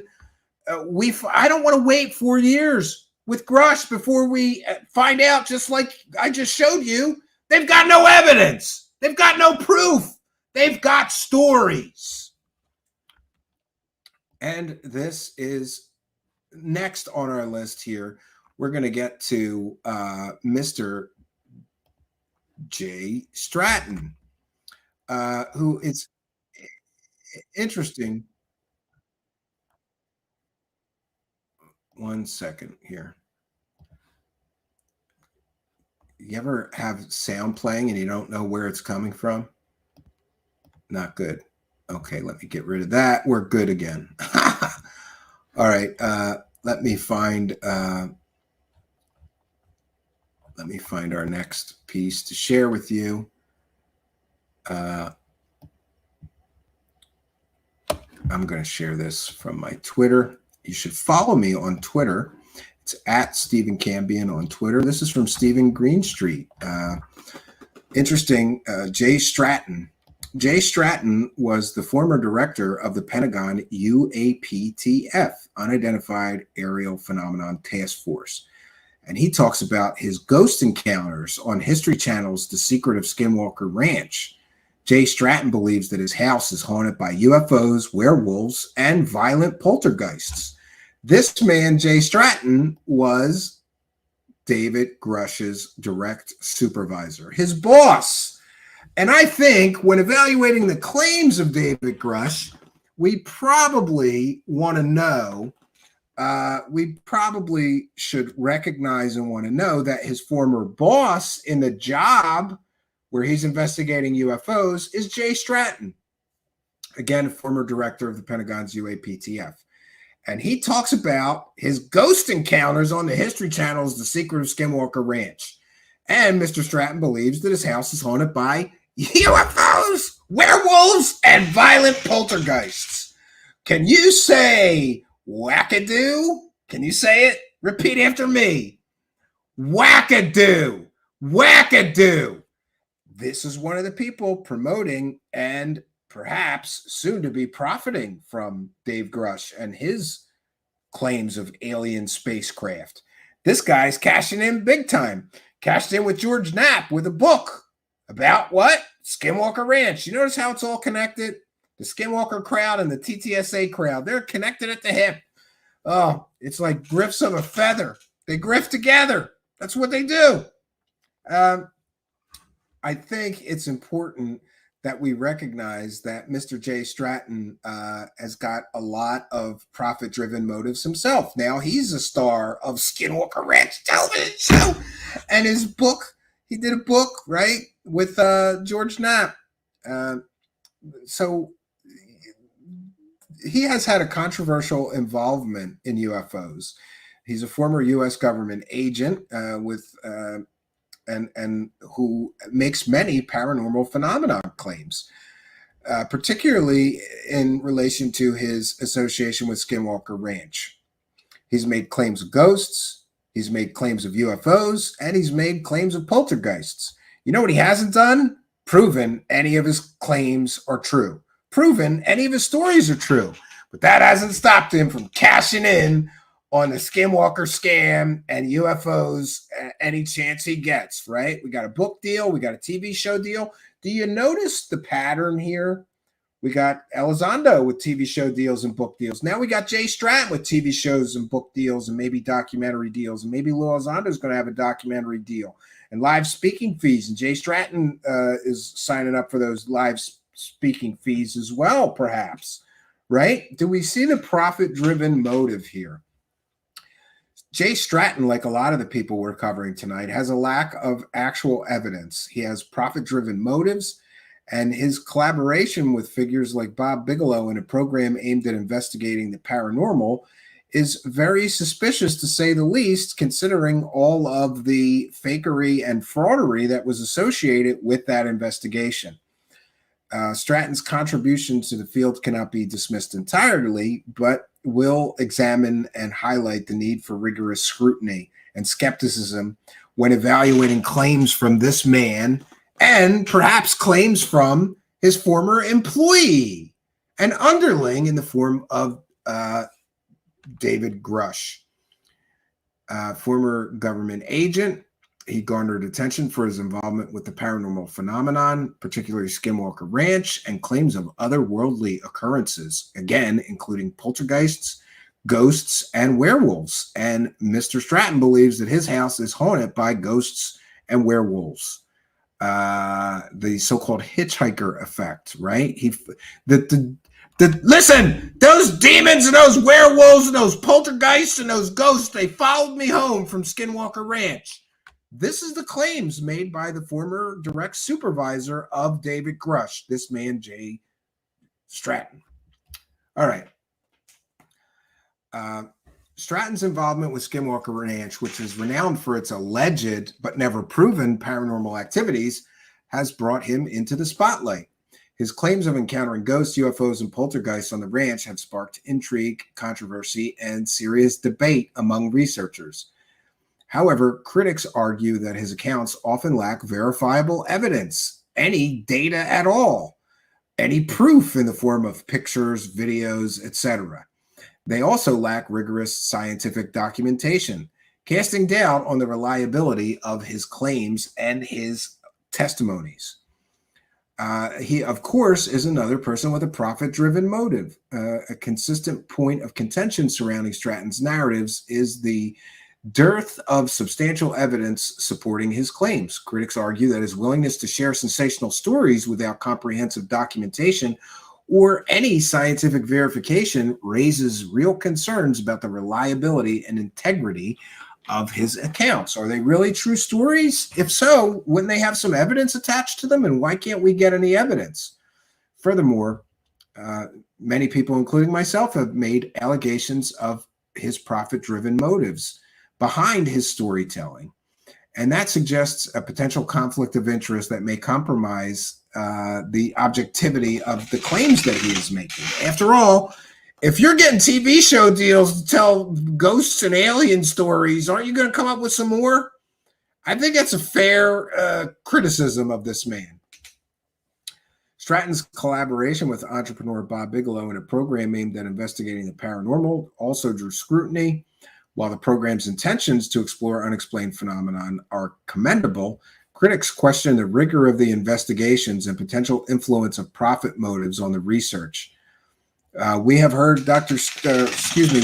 Stephen Greenstreet detail in his reports that people would just fax Bob Bigelow fake stories about paranormal events happening at the ranch so that they could keep their paycheck. Was Mr. Stratton one of the people faxing fake reports of aliens and UFOs?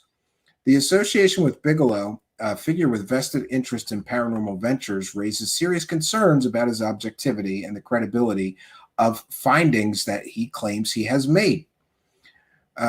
Jay Stratton's involvement with all of the paranormal phenomenon and claims he have made, particularly his association with the Skinwalker Ranch, claims of ghosts, UFOs, poltergeists, demons, hitchhikers, presents a challenging puzzle.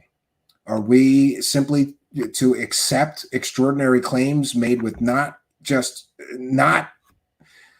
are we just to accept his extraordinary claims, which he makes without extraordinary evidence? In fact, he makes with absolutely no evidence except for his own stories and testimony. In a landscape saturated with sensational claims, the quest for truth and understanding demands a rigorous commitment to scientific validation of claims being made. So there we have it, Mr. Stratton. Wackadoo, wackadoo, wackadoodly-doo, friends. All right, now we have to get to one of my favorites, which is Dr. Gary Nolan. I've had a problem with Dr. Gary Nolan since the Greer documentary with the Atacama skeleton. It would seem to me that Dr. Gary Nolan, who, by the way, let me be clear, Mr. Stratton works directly for Dr. Gary Nolan, who has been involved with making fantastical claims of aliens and alien technology and bodies, and they're here, and never proven anything. Do you see that we see a common thread? All these people make these huge claims, but they never seem to have any proof. They never seem to provide any evidence. Could that perhaps inform us about Mr. Grusch's claims? Or is this going to be the one time in history when somebody making these fantastical claims actually provides the evidence and the proof? Or are we just too early here? I believe we may be too early here. We've talked about the cycle that these things run. First, we get huge fantastical fairy tales. Huge claims, alien visitation on Earth. It's true. It's all true. The government's in possession of alien technology. It's all true. The government is in possession of non-human biologics. That could mean a goddamn cricket. Who knows what non-human body? They imply alien bodies, non-human bodies. Well, it depends on when you ask him. When you ask him under oath, he didn't want to say bodies, so they come up with a new term, non-human biologics. Great. Is this going to be the one time in history where one of these guys actually proves it? And look at all of the people around him and all of the claims that these people have made. It is ridiculous, the amount of claims that these people have made, the amount of money they've all made on making these claims, and the scant, if some would say zero sum of evidence that they have put forth to prove the veracity of their claims. So when we get into Dr. Gary Nolan, there's a lot of problems with Mr. Nolan. Now, I want to be clear in saying that Dr. Gary Nolan has made contributions to various scientific fields, including genetics and some other things related to immunology. It appears to be a very educated, intelligent man. However, I don't think being educated or intelligent precludes you from falling a little too deep down a rabbit hole and convincing yourself that claims with no actual evidence are true. Dr. Gary Nolan has made many controversial claims, and his association with many figures in the UFO community, like Ross Coulthart, disgraced Australian journalist, or Dr. Stephen Greer, UFO profiteering whore for disclosure that always needs money and has made millions of dollars. And also his involvement, he has had a lot of involvement in organizations related to the study of UFOs, always with a profit-driven motive, in my view. Dr. Nolan's association with Dr. Stephen Greer, who some would call a prominent UFO promoter, has raised eyebrows within the scientific community. Critics argue that such associations may compromise the credibility of his research, given the speculative nature of some UFO-related claims promoted by Greer, or some 100% proven false claims promoted by Greer. Additionally, Dr. Nolan's work on the Atacama skeleton has sparked debate over his methodology and interpretation of his findings. Also very suspicious, he's going to give us the proof of aliens with Dr. Stephen Greer, and that was hyped and hyped and hyped and hyped. And then what do we get? We get the under-deliver, and inevitably we get the big letdown. But in that money grab, Greer and Nolan hyped up this Atacama skeleton. This is definitely an alien. Well, they didn't say definitely, but it's got to be. It's got to be. Could be anything else, right? But we're going to give you the proof of it. Then they do this huge money grab. Greer collects, I'm not sure if it was $500,000 or $1 million to crowdfund a documentary about that thing. And there's no evidence in the actual documentary. It wasn't until months after the documentary that suddenly Dr. Nolan and his colleagues finished the in-depth analysis of that thing, and it was determined that it was a human with a lot of deformities, but it wasn't an alien. It was a human. Why couldn't Dr. Nolan have made Greer wait to put out the documentary and include the actual scientific evidence or proof, which basically said was an alien? It was a human. Why couldn't they do that? Why couldn't Greer wait? Why couldn't Dr. Gary Nolan refuse to participate in hyping that garbage until we had proof or evidence? Could it be because it was all a money grab? It was all a money grab. And if you tell people it's not an alien, you're not going to have very much of a money grab, right? And just for the benefit of people, I'm sure everyone here is very well familiar with that story, right? And so we begin to see a pattern of people overhyping and then under-delivering on their fantastical claims, right? But all the while collecting millions of dollars in money grabs for UFO stuff, right? Documentaries, book deals, TV show deals, speaking fees. They all need money before they can bring us the proof, but they never come up with the proof. So back to Mr. Nolan. It's also interesting that Mr. Nolan, in my view, and I admit that I am very, very skeptical of him. Dr. Gary Nolan, according to the Stanford Code of Ethics, is not supposed to profit personally from the use of Stanford University labs, equipment, or personnel. I'm sure he was paid for his participation with Greer, right? How much was he paid? And doesn't that go against the Stanford Code of Ethics? And shouldn't he have to answer some questions, Dr. Gary Nolan, about the Code of Ethics at Stanford that says he's not supposed to use university labs, equipment, or personnel to profit? And has he done so in the past? Has he done so with Ross Coulthart as well, who he participated in another documentary project with that promised all kinds of things but never delivered anything? One second.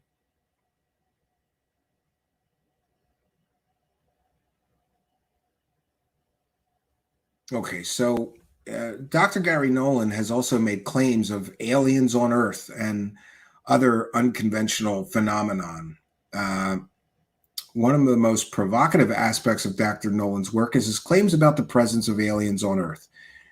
These allegations or assertions lack scientific evidence and fall outside of established scientific paradigms, inviting skepticism and critical analysis.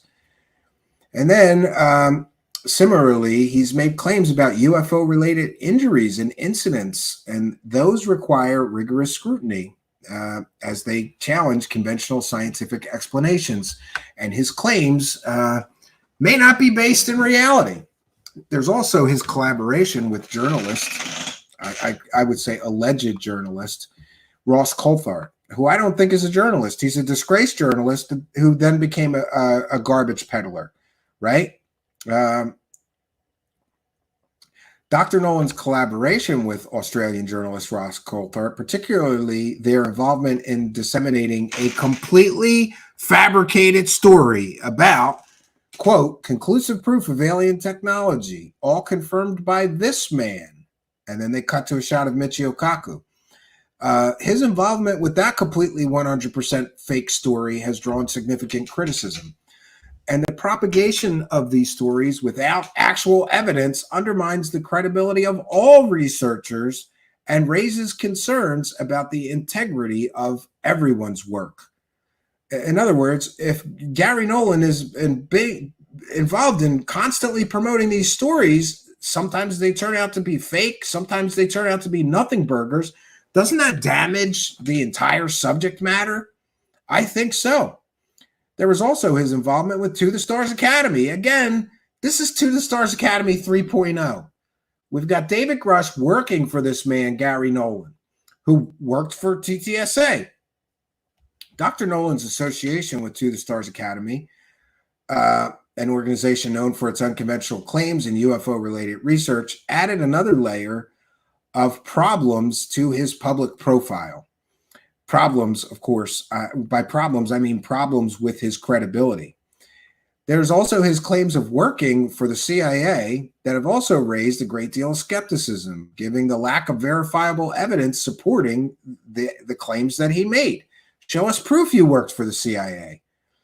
Dr. Nolan's involvement in UFO-related organizations further blurs the line between scientific inquiry and speculative claims.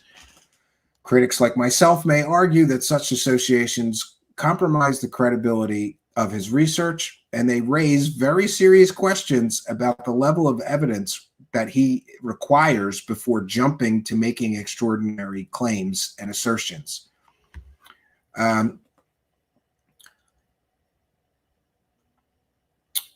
Dr. Nolan's got a history of, in my view, selling the credibility of Stanford University and his own credibility and the labs of Stanford to people who want to sell UFO stories.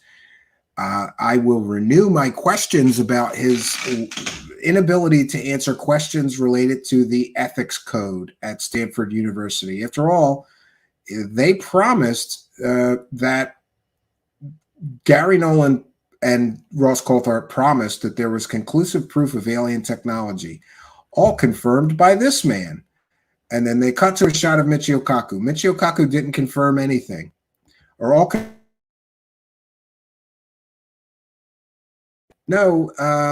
They didn't prove anything.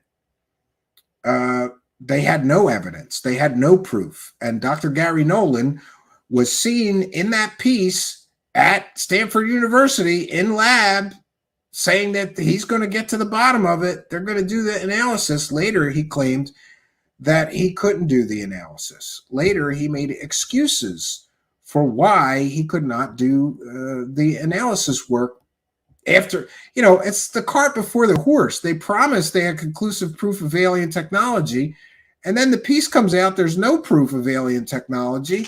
And then, people start saying, well, this was all a grift then. This was all a scam. You guys didn't have evidence or proof.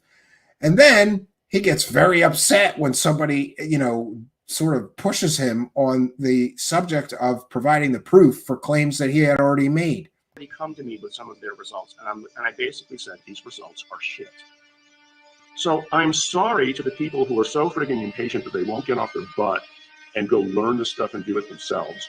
I'm not your daddy. I'm not here to do things for you. I'm sorry. Get out of your basement and go do something. I've seen some of those snap your fingers reports, and they're garbage. Publish the darn paper. Stop claiming that. This is shoddy work. This can't go anywhere.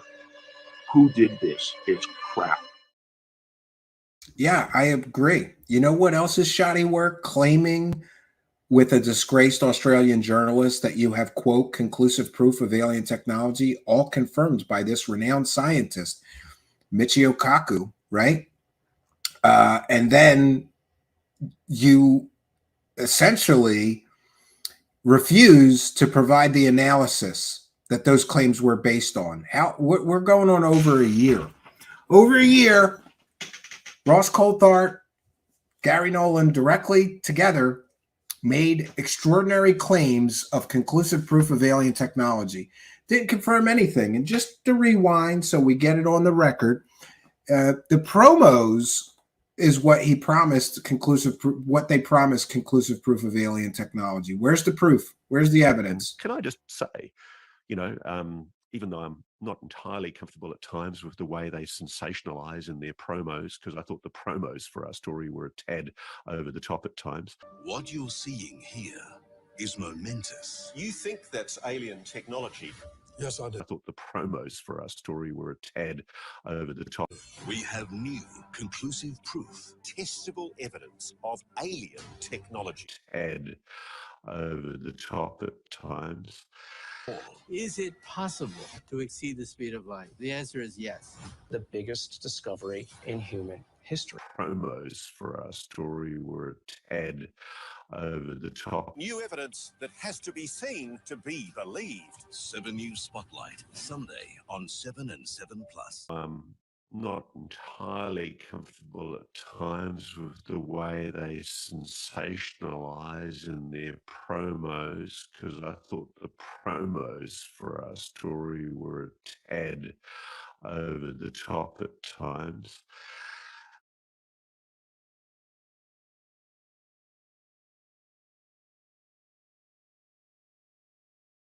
The most important discovery in human history, conclusive proof of alien technology, all confirmed by this renowned scientist. Well, it's been over a year. Where's the evidence of those claims made over a year ago? Where's the proof? No, they're back and they want new money. Forget about the old money we took from the UFO community and everybody on Earth for those claims we made. Forget all about that. We're on to new claims. There's a new whistleblower. His name's David Grusch. And by the way, it's important that we recognize and understand that Dave Grusch works for this man who made these claims more than a year ago and was also involved in this Atacama, which is a travesty. If you're using a dead baby to grift for UFO money, and you both are learned men of science, right? Stephen Greer was a medical doctor. Dr. Gary Nolan is supposed to be a world-renowned immunologist. Wouldn't those two learned men of science wait to get the results before everybody starts claiming alien stuff? Of course not, because that's not good for the money grab. You make the claims first, you promise the evidence, and then it's over-sensationalized, over-hype, the big hype. You got to sell these stories with big hype, over-promise. Then comes the under-deliver, and then we get to the inevitable letdown. And then you're on to the next story you can make money from. We saw Nolan with this Atacama, right? How much money did he make from that? Working with and for Dr. Stephen Greer. How much money did he make? It's a fair question. And did he use university labs, equipment, and even personnel to do that analysis? And isn't that against the Stanford Code of Ethics? But then forget about that money. We move on to the next money grab, which was this one with Ross Coulthart. We have conclusive proof of alien technology, all confirmed by this renowned scientist. And they show Michio Kaku. Go ask Michio Kaku what he confirmed. He didn't confirm shit. They didn't have anything. They didn't have they didn't have conclusive proof. They had no proof, right? But now Gary Nolan and Ross Coulthart want you to forget about those claims that we made. Forget all about the conclusive proof of alien technology confirmed by Michio Kaku and the biggest discovery in human history. Forget all about those claims, right? Because apparently, maybe it's because of our reporting on the Stanford Code of Ethics and how he's not supposed to use university labs, equipment, and personnel to personally profit. And by the way, I'm just asking questions. And we asked Dr. Gary Nolan directly. I emailed him a list of questions about that Stanford Code of Ethics and if he was in violation of it. He refused to answer the questions, stating that I was spreading conspiracy theories about him? Isn't it a fair question when right on the website of Stanford Code of Ethics, it says you cannot personally profit from university labs, equipment, and personnel? Was the university aware that he was taking side gigs and, in my view, whoring out Stanford University labs for UFO stories that all turned out to be fake and not real? At least the original claims hyped up and made all turned out to not be real. It's a big club, friends, and these are all the people around David Grusch. David Grusch works directly for Gary Nolan in an organization, and guess who else is involved with that? Christopher Mellon and others that were directly involved with TTSA as well. It's a big club, and I ain't in it, so I can tell you the truth.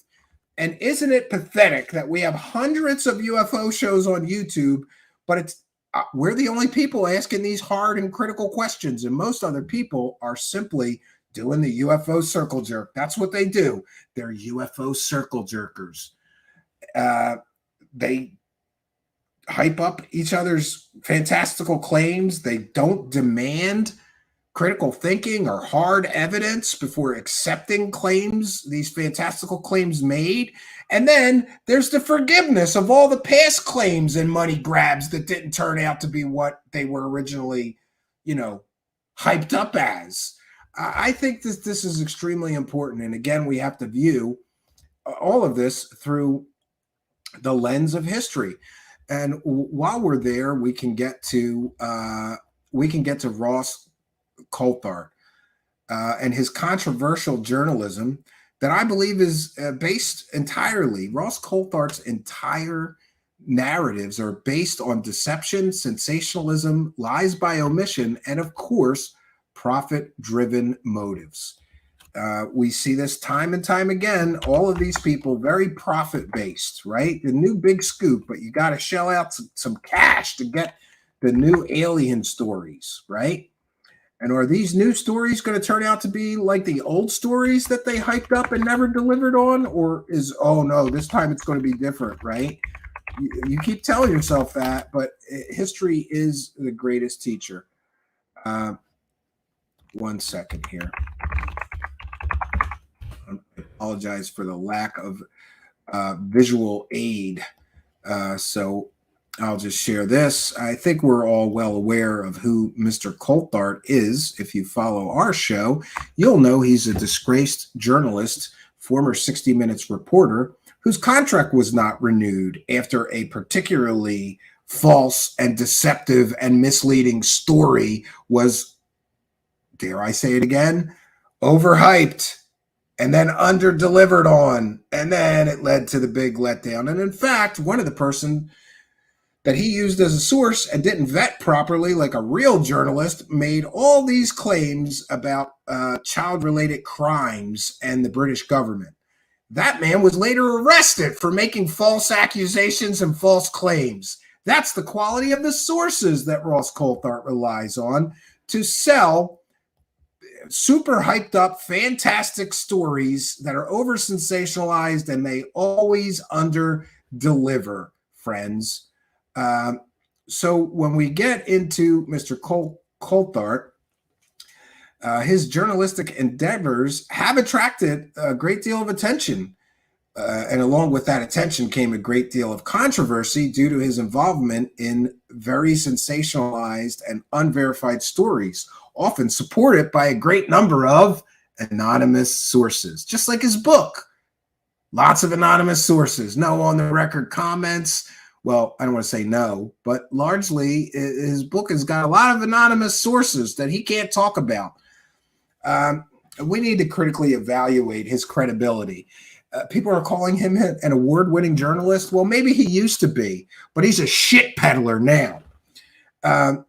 We need to get into why he may have been, or some people are saying he was let go from 60 Minutes Australia. He's denied that accusation, saying it had nothing to do with this. But shortly before his contract was not renewed with 60 Minutes Australia, Ross Coulthart was behind a British Parliament sexual crimes against children story. Coulthart's involvement in that story implicated the British Parliament in a ring of child predators and made hugely serious allegations. And that story drew widespread attention and eventually criticism when the story that he was selling fell apart due to terrible sources, people with a history of lying and telling fantastical fairy tales, and a lack of actual journalistic investigation into the story before running with these very serious accusations. The story relied on very questionable sources and completely unsubstantiated claims with no evidence. Just a story, allegations, very serious allegations somebody made against a great number of British government people. And this, of course, led to accusations of deception and misinformation in a piece by Media Watch. When Media Watch examined the story, they exposed Ross Coulthart's lack of credible evidence and his extremely piss-poor journalistic practices he used in the production of that piece.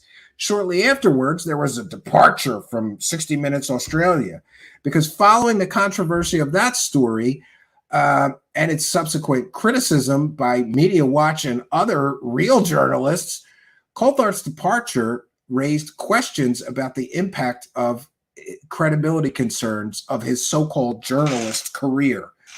The story's lack of substantiation and resulting fallout, some say, likely played a role in his departure from the 60 Minutes Australia program. He has made dubious claims about aliens and extraterrestrial technology since that story and the separation from 60 Minutes Australia.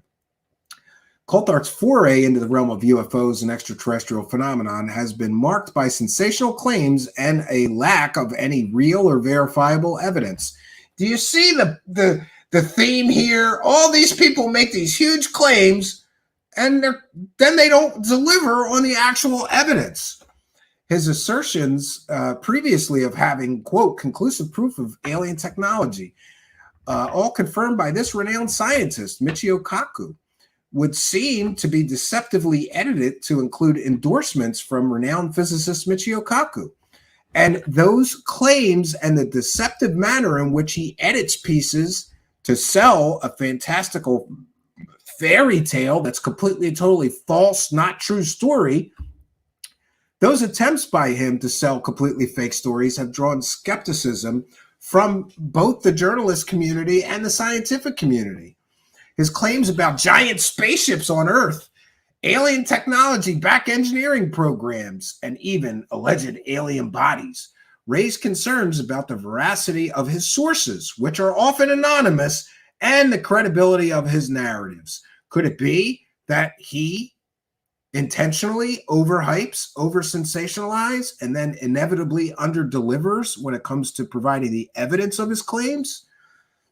There's also, of course, the profit-driven motives and sensationalism, because there's a reoccurring theme in Coulthart's journalistic pursuits, and that is profit-driven motives. He needs book deals, documentary deals, TV show deals, and more. Big money gigs bringing a big story to News Nation, who, by the way, is directly connected to George Knapp's Mystery Wire. It's all a big club.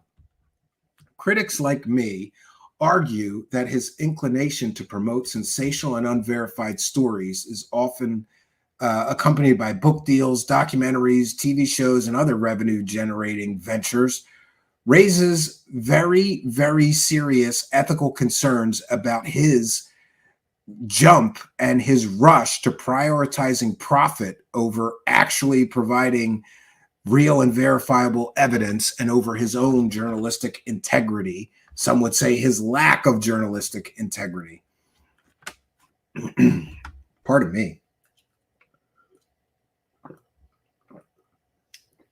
Mr. Coulthart, his journalistic career has been marked by a great amount of controversy, an incredible amount of sensationalism, and unproven claims. While his stories may be successful at capturing public attention, the lack of evidence that he sometimes overhypes and over-sensationalizes and promises before the money grab is finished, as well as the lack of credible evidence, questionable sources. All of that underscores the need for critical scrutiny and skepticism about any stories or any claims being made by Ross Coulthart. And again, what we get with Ross Coulthart is an inability to answer hard questions. Have a hard question, you get blocked, right? But he will do the circle jerk shows where they just let him tell fairy tales unchallenged. That's the way that this whole thing has worked. Ross Coulthart has been a garbage peddler for some time. And for anyone to suggest otherwise shows their ignorance of his actual history and track record of selling provably fake stories multiple times now. How many times are we going to let him sell completely fake stories to big money, profits before we say, wait a minute, before we even listen to this man, let's see the evidence that he has. What is the evidence that he has? Somebody telling stories, just like the last story that he sold was another guy telling stories. The Jim's balls guy. What happened to Jim's balls? What happened to the evidence of Jim's balls? This is a goddamn clown show. And anybody that doesn't recognize that this is a clown show doesn't know the facts, doesn't know the history, and doesn't recognize that sometimes a grift is just a grift. Now, my friends, we want to welcome you and recognize members of the live chat here.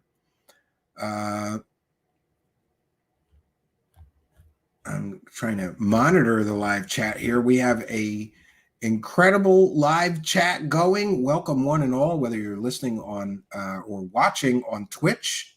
It's twitch.tv/Truth Seeker Show. Whether you're following along on my Twitter feed, it's @Stephen Cambion, or you're watching on the Facebook live feed, that's Stephen Cambion on Twitter, or Truth Seeker Show on Twitter, or perhaps watching and following along in the Rumble live chat. We want to welcome one and all. Tonight we are presenting a very special broadcast that is a not so brief history of the people promoting Dave Grusch's stories. And as we get through, we're more than halfway through. We got two more for you. Two of my favorite UFO profiteers, that would be Jeremy Corbell and George Knapp. Before we get to those and try to wrap it up, I do want to remind you that Mr. Nolan and Mr. Coulthart and Mr. Elizondo and Jay Stratton and Hal Putoff and Eric Davis have all got some things in common, and George Knapp and Jeremy Corbell. In fact, all of these people who are promoting and in some cases profiting from Dave Grusch's stories have all done the same thing. Promote sensational, fantastical stories, totally sensationalized stories, promised evidence, and then never delivered it. But they did manage to do huge money grabs the whole time the claims were being made before the, I guess, rise of, critical voices to say, okay, you're collecting, in some cases, millions of dollars based on these claims. You say you have evidence. Can we see it? Before it all comes crashing down, they grab the money. All these people. And this is proven history. These are facts. And I'm sorry if we pop your delusion bubble. Pop! This is the reality of the history of some of the people that are right now actively promoting and in some cases profiting from and with the stories of Dave Grusch. So we have just a few important details and information to share with you. But before we do that, I apologize for jumping around. I want to be sure that we give you an exhaustive resource here so that you will know some of the claims that some of these people have made. Here's one I forgot about. Dr. Gary Nolan making some pretty extraordinary claims about alien bodies. And this is really fascinating, the whole eminent domain, but linked into this is if there are actual materials, objects, frankly, bodies, this is in the documentation, so it's not like I'm raising it. There's biological material. That's a nice way of saying bodies. Biological material. The review board will have the option to actually inspect it in person. Oh, the review board is going to be able to inspect the alien bodies. Well, where are the alien bodies? When was that review board? How long ago did you make this statement? And isn't that a non-human biological behind him? Yeah, that's right. A cat is a non-human biological. Dr. Gary Nolan is in possession of non-human biologicals. You know, the claims that these people make are absolutely out of this world. And the fact that they're so easily able to make these fantastical claims without any scientifically verifiable evidence of the claims being made, I think that more than anything speak volumes. And there is, of course, news stories being generated about egg-shaped non-human craft recovered in the 1980s. These people haven't proven any of their past claims. They're on to new claims. That's how this works. It's called the Cosmic Con Shuffle. You put out fantastic claims. You promise that this is a really true story, and we've got all this evidence. And then before you actually provide evidence of those claims, you do the money grab. Then you got to under-deliver because you overhyped and over-sensationalized the claims too much when you had scant or little, some would say zero, evidence of the claims made. And then you do the Cosmic Con Shuffle, and you come back with news stories. That's how this whole cycle works. So we are going to explore the last two contestants here. But before we do that, now it would be a good time to remind you that we are a viewer-supported show. And by the way, I got told I was running a grift on Twitter today because we have some videos behind a paywall. But what people don't understand is that all of my content is now and will always be free. People can choose to support us. We're not making millions of dollars lying to people. We're getting an income from providing people with valuable evidence that they find so valuable they're willing to throw a couple of bucks in our hat so that we can continue to do this show as a public benefit. And that's what I believe our show is, a public benefit.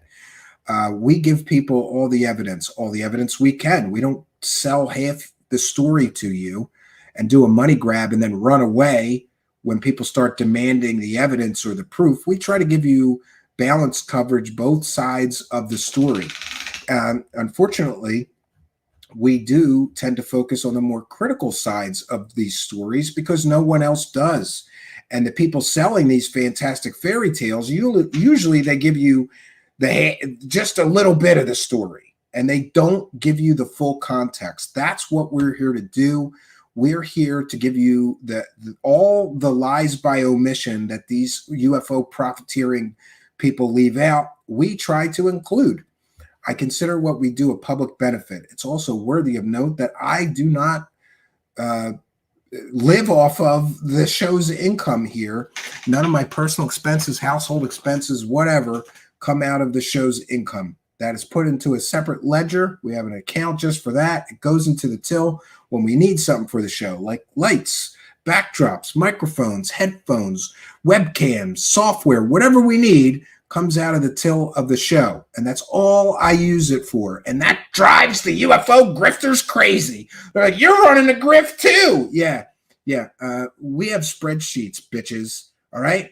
And while we're praising the cash for telling people the truth. We're not lying to you. We're not deceiving you.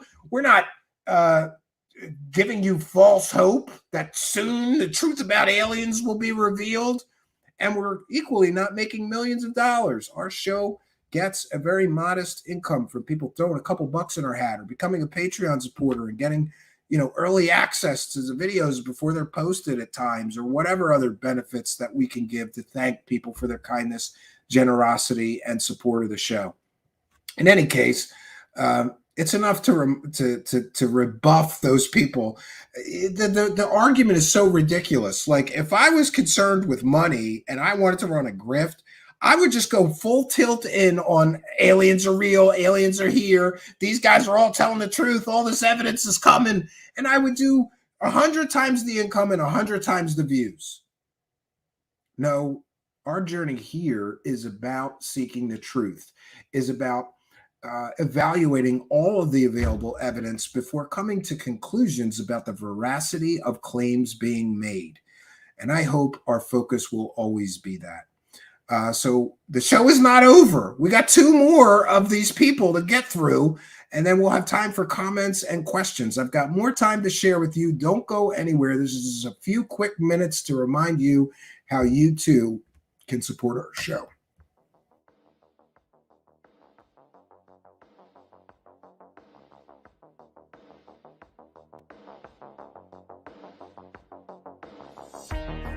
Truth Seekers is a viewer-supported show. Wonderful people like you who enjoy this show send pledges in the form of super chats, super stickers, super thanks, PayPal, or Cash App. Instructions for how to help are in the description. You can also join our Patreon, and for as little as $1 a month you can get extra content. Patreon supporters get a backstage pass, early access to all our production videos before they are distributed publicly, Stephen Campion's music, private writings, a monthly show journal, and more. You can also become a YouTube channel member for $5 a month. A YouTube membership includes all of the Patreon benefits, plus a special members badge, priority reply to video comments, and the live chat, plus a monthly members-only video. We thank you all, kind and generous benefactors, for supporting Truth Seekers. Thank you for your generosity and support.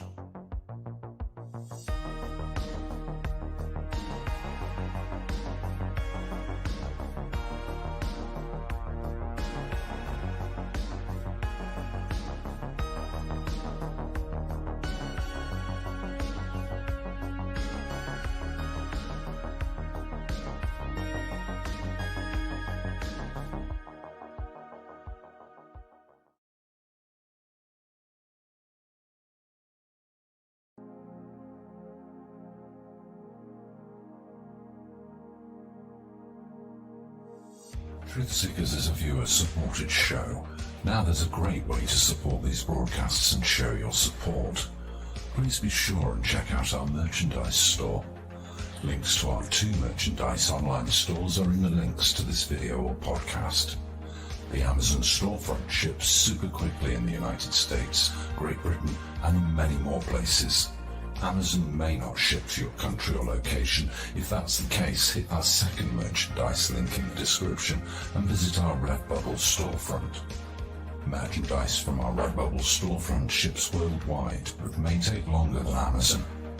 We've got a great deal of super high quality merchandise for you to choose from, including t-shirts, phone cases, sweatshirts, and even pillows. The feedback from our products have been overwhelmingly great. Quality products and fast shipping. People all over the world are buying some merchandise and showing their support of the show. Praise the cash! Praise the cash! Praise the cash! We thank you all, kind and generous benefactors who are buying some merchandise and helping us to continue this journey.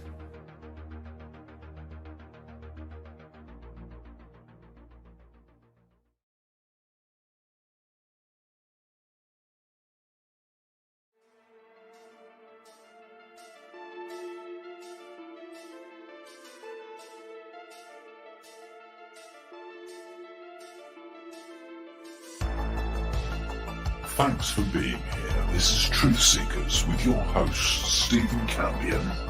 Please rate, like, and comment on our videos or podcasts.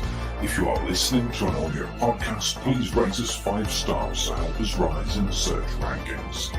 If you are watching on YouTube, please like, comment, and subscribe to our channel. If you're listening to an audio podcast, we love and appreciate you listeners, but you are missing the live tapings. All our shows are recorded live with video feed. We'd love you to come be a part of our live broadcasts and tapings for the podcast. Head on over to YouTube, click the search tool, the little magnifying glass, put Truth Seekers, one word in the search bar, and hit enter. You'll see a strange and mysterious guy with sunglasses. That means you found the channel. Go there, smash the subscribe button, and hit the notification bell to receive up-to-date info on our YouTube channel. We welcome you to be a part of our live taping and our chat group during the live broadcasts. Seek the truth. Speak the truth. This is Truth Seekers. Truth Seekers.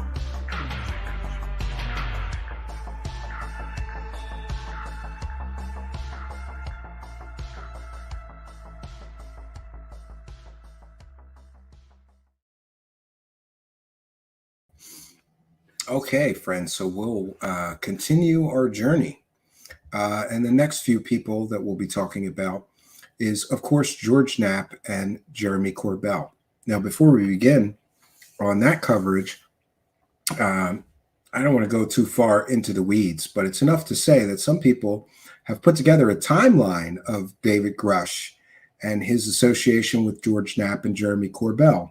And people are speculating that Dave Grusch was the source for some of the stories that George Knapp and Jeremy Corbel were selling before, or for some of the information they used in the stories they were selling before he became a public figure.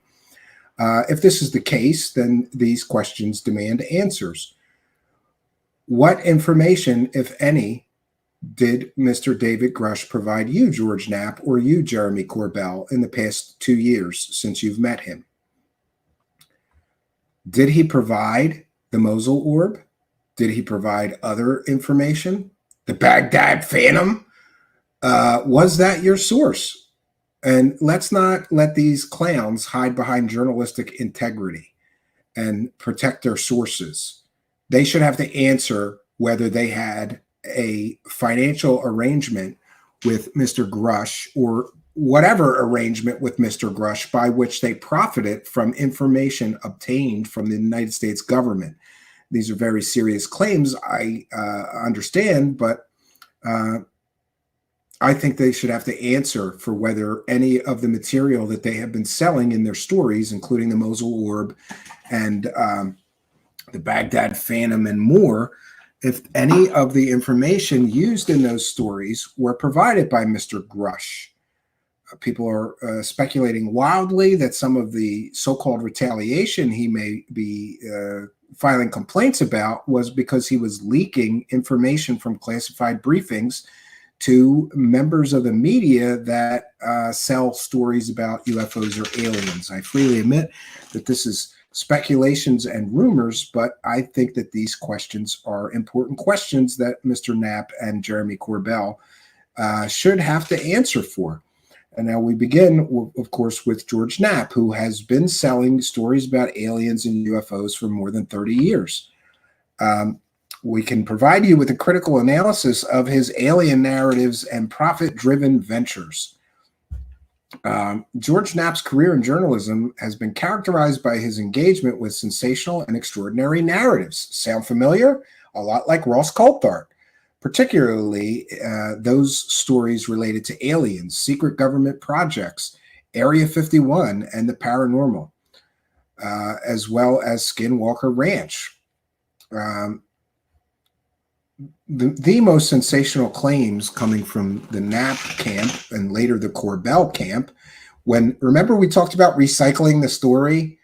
Okay, so you sell the story once, and then when you don't prove the claims, you sell it again later. That's what Knapp and Corbel did with the Bob Lazar story. One of Knapp's most widely known narratives is the story of Bob Lazar, who claimed to have worked on reverse engineering alien spacecraft at Area 51. Knapp's role in popularizing Lazar's claims and the associated Area 51 mythology has drawn both fascination and skepticism and an incredible amount of debate. Criticisms of the Lazar story include allegations of inconsistent and unverifiable information, raising concerns about Knapp's responsibility in promoting these narratives that lack actual or credible or verifiable evidence. Then there is the selective presentation and downplaying of facts, because George Knapp's approach to storytelling, he did it with Bob Lazar and he's done it with other stories. His approach often involves presenting selective information while downplaying facts that would undermine the credibility of his narratives. This strategic use of information can create an incomplete or skewed perspective, making it extremely challenging for most audiences to critically assess the validity of the claims being presented. And we saw this time and time again. It's the lie by omission. You know, kind of like the flare story that they just profited wildly from. You know, just forget to tell everybody that there was flares being dropped in that exact area at that exact time during a military exercise. Just tell everybody it's a triangle alien spacecraft, right? Then there is Skinwalker Ranch and more profit-driven motives from Knapp. Knapp's involvement in projects related to Skinwalker Ranch, a location renowned for its alleged paranormal activities, raises very serious questions about his profit-driven motives. He has participated in documentaries, books, collaborations, and other ventures centered around the ranch. And this suggests a very serious potential conflict of interest that may influence the objectivity of his reporting. And then, of course, I have harped on this. There is the importance of getting the complete story. The reason that the Bob Lazar story works at all is because they leave out half of the story. It's extremely important that you get the complete story.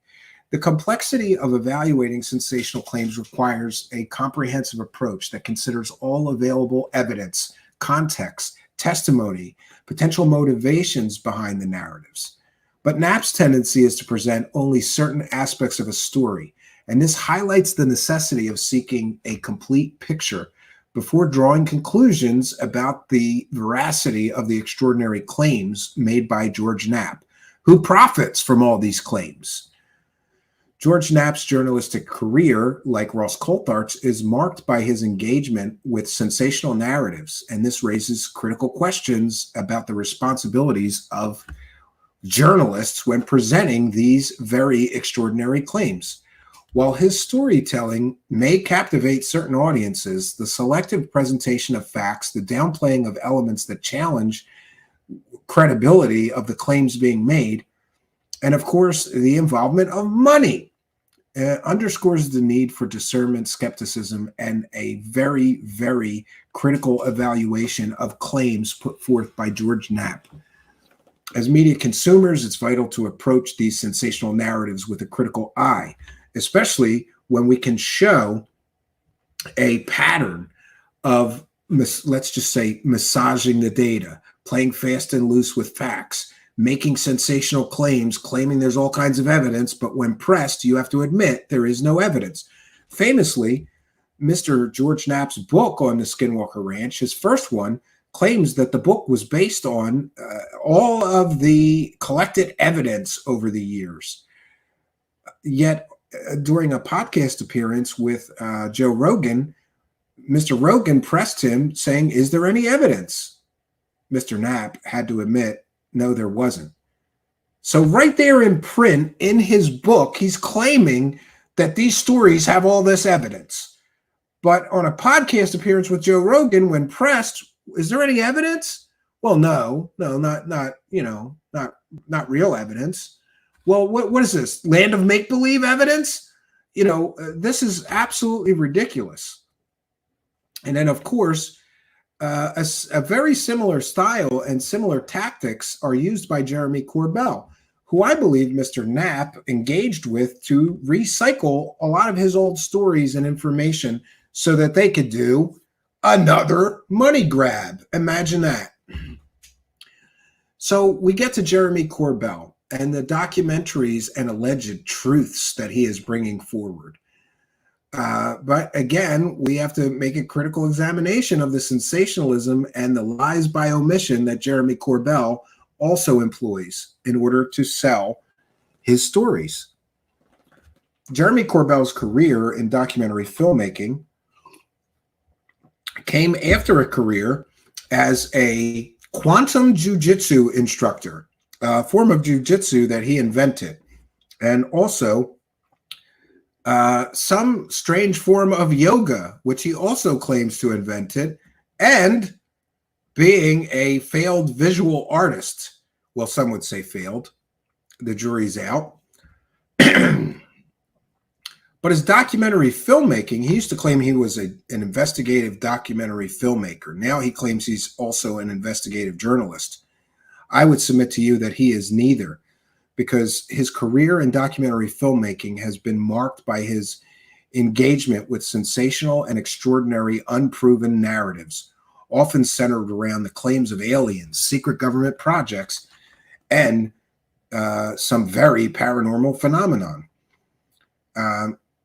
If we critically examine Corbel's documentary work, we find a pattern of deception, misdirection, and lies by omission that he employs in order to make his stories work and sell much better than presenting the full story. The Bob Lazar story, his documentary played a significant role in repopularizing the story of Bob Lazar, who again claimed to have worked on back engineering alien spacecraft. Those narratives have attracted both intrigue and debate. And the debate rages on. Just go on UFO Twitter and write something about Bob Lazar. You'll get believers, skeptics in 3 hours or 3 days of arguments about Bob Lazar. Critics argue that Corbel's documentaries often emphasize certain aspects of the story while downplaying or omitting facts that may challenge the credibility of the claims made, potentially leading audiences to form incomplete and misleading conclusions about the truthfulness of the stories he presents. We've seen a lot of that in the Bob Lazar story. He had access to Bob Lazar's family, didn't ask about his education or if they attended his MIT or Caltech graduation, or he did, and he didn't like the answer, so that ended up on the cutting room floor. This is the lie by omission that we keep talking about. The selective presentation and omission. Corbel's approach to documentary filmmaking often involves presenting a specific narrative angle while omitting contradictory or inconvenient information that would serve to prove the story is not true as he presents it. This practice can create a distorted perception of reality, leading viewers to believe that they have been presented with the whole truth, when in fact, crucial context or counter-arguments have been deliberately left out in order to sell the story. And we can get into the lie by omission and the integrity of so-called investigative filmmaking or investigative journalism, because Corbel's use of that lie by omission method, wherein relevant information is deliberately omitted to support a particular narrative, that directly challenges the principles of any kind of documentary filmmaking integrity or journalistic integrity or responsible reporting. This method often can lead to the propagation of misleading or unsubstantiated claims, promoting what is essentially a fairy tale or mythology as a true and real story. And this ultimately undermines the credibility of all documentaries and all investigative journalists and the trust of the audience. Once people become wise to these methods, they will question even people that are giving you the full story or trying their very best to. This is the damage. Jeremy Corbell and George Knapp have done more to damage the credibility of this subject than anyone on earth, in my view. Evaluating sensational claims, particularly those presented in documentaries, requires a commitment to seeking out the complete story and critically analyzing all available evidence, not just the part given to you by the profiteers. We can also talk about one of his films, Patient 17, and alleged alien implants, because Corbell's documentary, Patient 17, which claims to present evidence of alien implants being removed from alleged alien abductees, has also drawn a lot of controversy. There is a lack of rigorous scientific validation or any peer-reviewed evidence supporting these claims of alien implants, but that didn't stop him from creating an entire documentary making those claims. The documentaries focus on just anecdotal accounts, in other words, just stories, and the over sensationalism raised by the hyping of the so-called true information presented in the film. It raises serious concerns about his responsibility, about his ethical compass here in the presentation of completely unverified information as fact.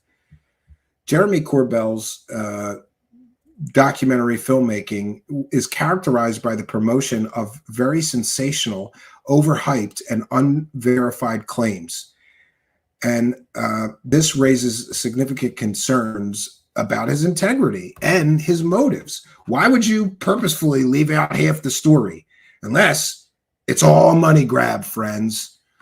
His selective presentation of information, use of omission, and portrayal of unverified narratives challenge the credibility of his work and those that work with him. We have seen Jeremy Corbell get the story wrong over and over and over again. The pyramid story. Pyramid spaceships. No, it wasn't, right? Let's see. Flares. It was a giant triangle spaceship. No, it wasn't. Bob Lazar. Oh, we forgot to tell you he was a convicted pimp who never would have been given clearance to work on any government project because his education was completely and totally fake. And he had just declared bankruptcy, and this was during the height of the Cold War. And his wife was a convicted murderer with at the time, his wife was a convicted murderer with very strong ties to organized crime. He leaves out the part of the story, such a huge part of the story. Why would you leave that out? I believe Jeremy Corbell lives in a delusional fairy tale world where he's bringing people the truth. But even Mr. Corbell knows it's not the truth. Certainly not the whole truth. Certainly not nothing but the truth.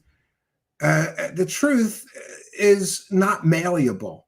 The truth is not dependent on massaging of data. The truth remains the truth. Jeremy Corbell does not bring you the truth, and he doesn't have any verifiable real evidence or information to tell you. No, instead, Jeremy Corbell always has a news story to sell you. And even though he hasn't proven any of his previous claims, he'll always be back with, again, not a new story to tell you, but a new story to sell you. And with that, my friends, well, I could share with you, in fact, I will. There is more exciting claims being made by Mr. Corbell. And even though he hasn't, proven past claims, here we are again with brand new stories. Do you notice the pattern here? And this is how the pattern works. You come out with fantastical, sensational, overhyped claims. You underdeliver. Inevitably, that leads to the big letdown. And then you just come out with new stories and new claims of fantastical things coming. There's fantastic things that are coming soon.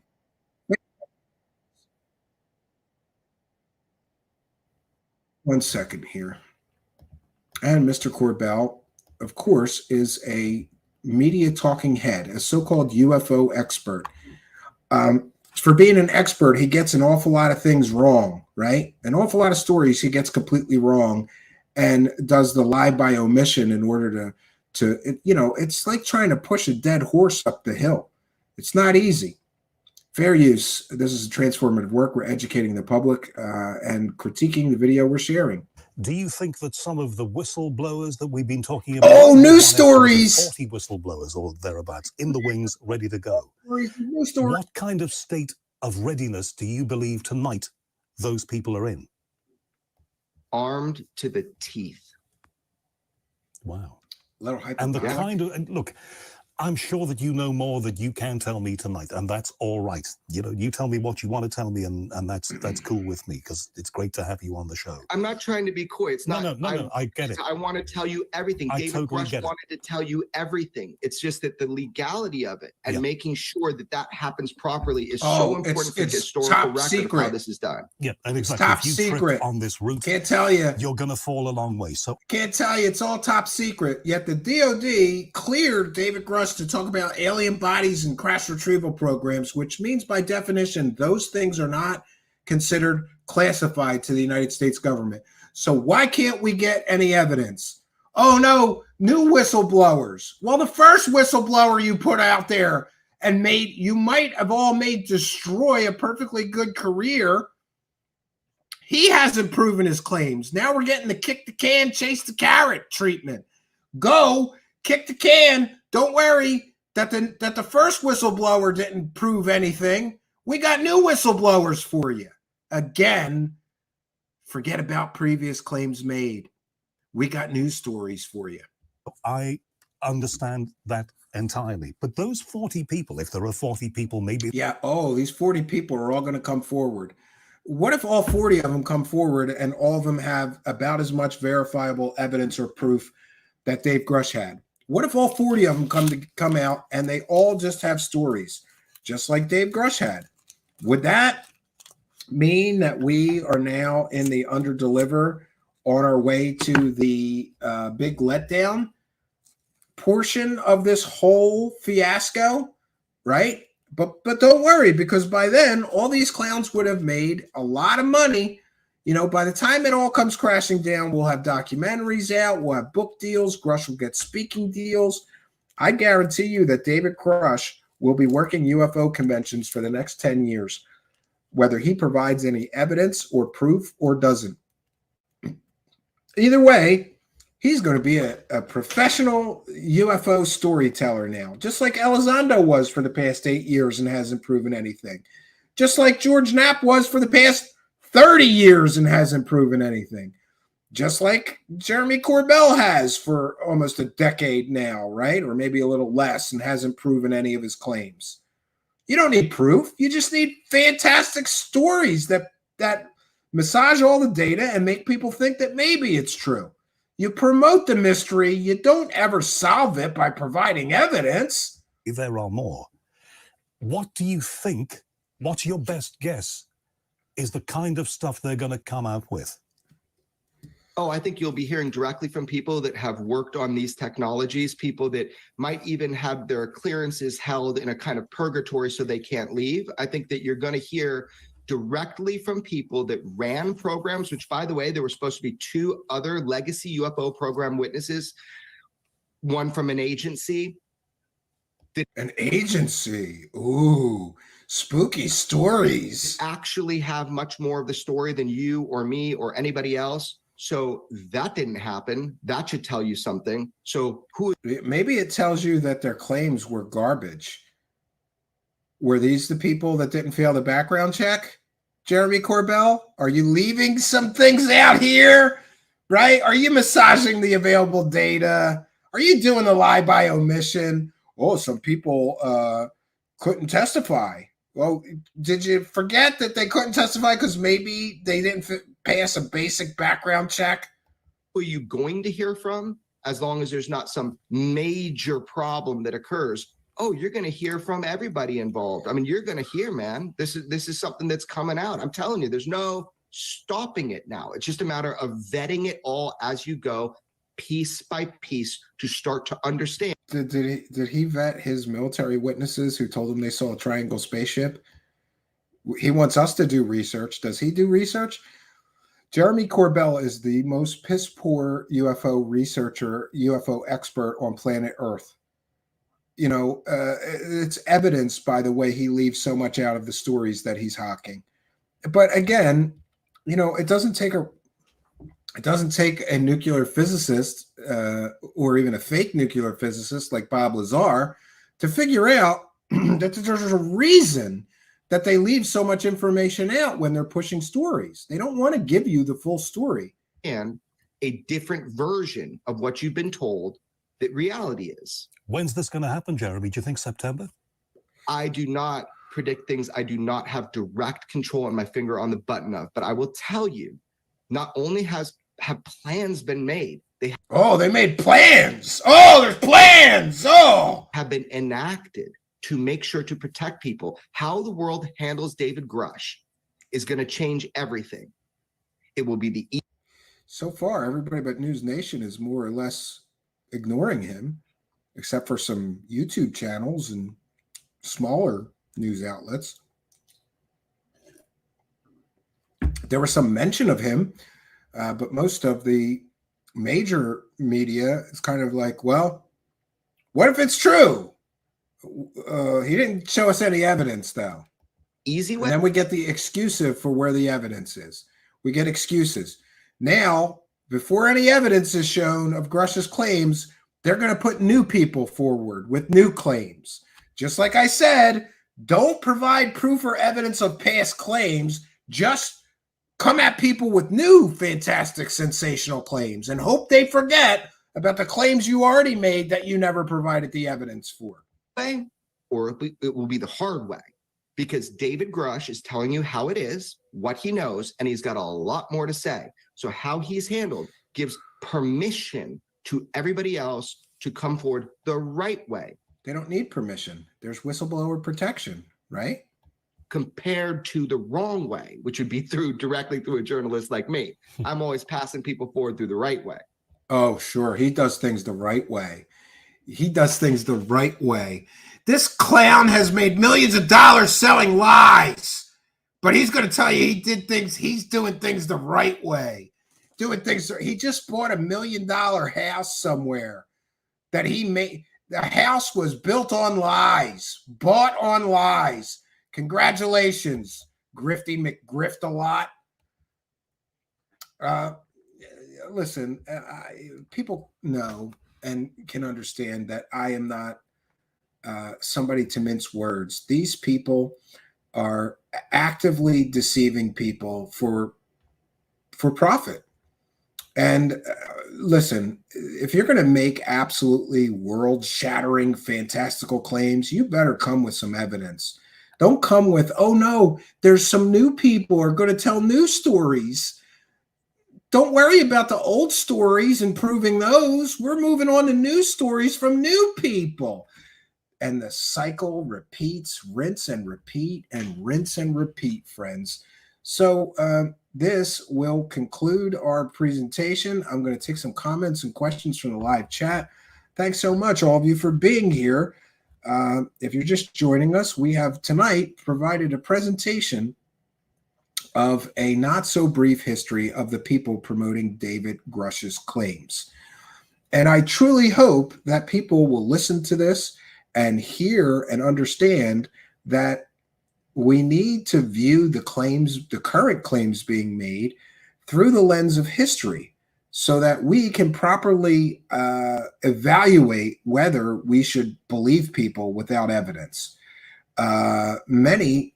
It's interesting that so many people were rabid fans of Lue Elizondo. Well, it's been 8 years, right? 7 or 8 years. Hasn't proven a single one of his claims. That's a pretty long time. And what about George Knapp? 30 years. And what about those claims? He knows exactly where the element 115 is, and someday he's going to dig it up. Sure, he knows where 100% smoking gun evidence and proof of alien visitation on Earth. And as money hungry as he is, he's never put that forth and sold that story. I call bull. I call bull. Sorry, not sorry.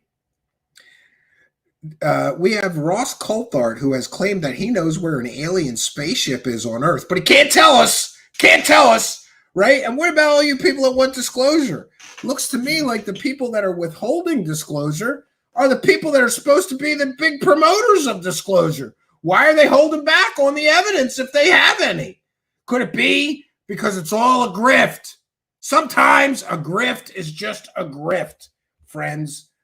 And that's where I'm at with this.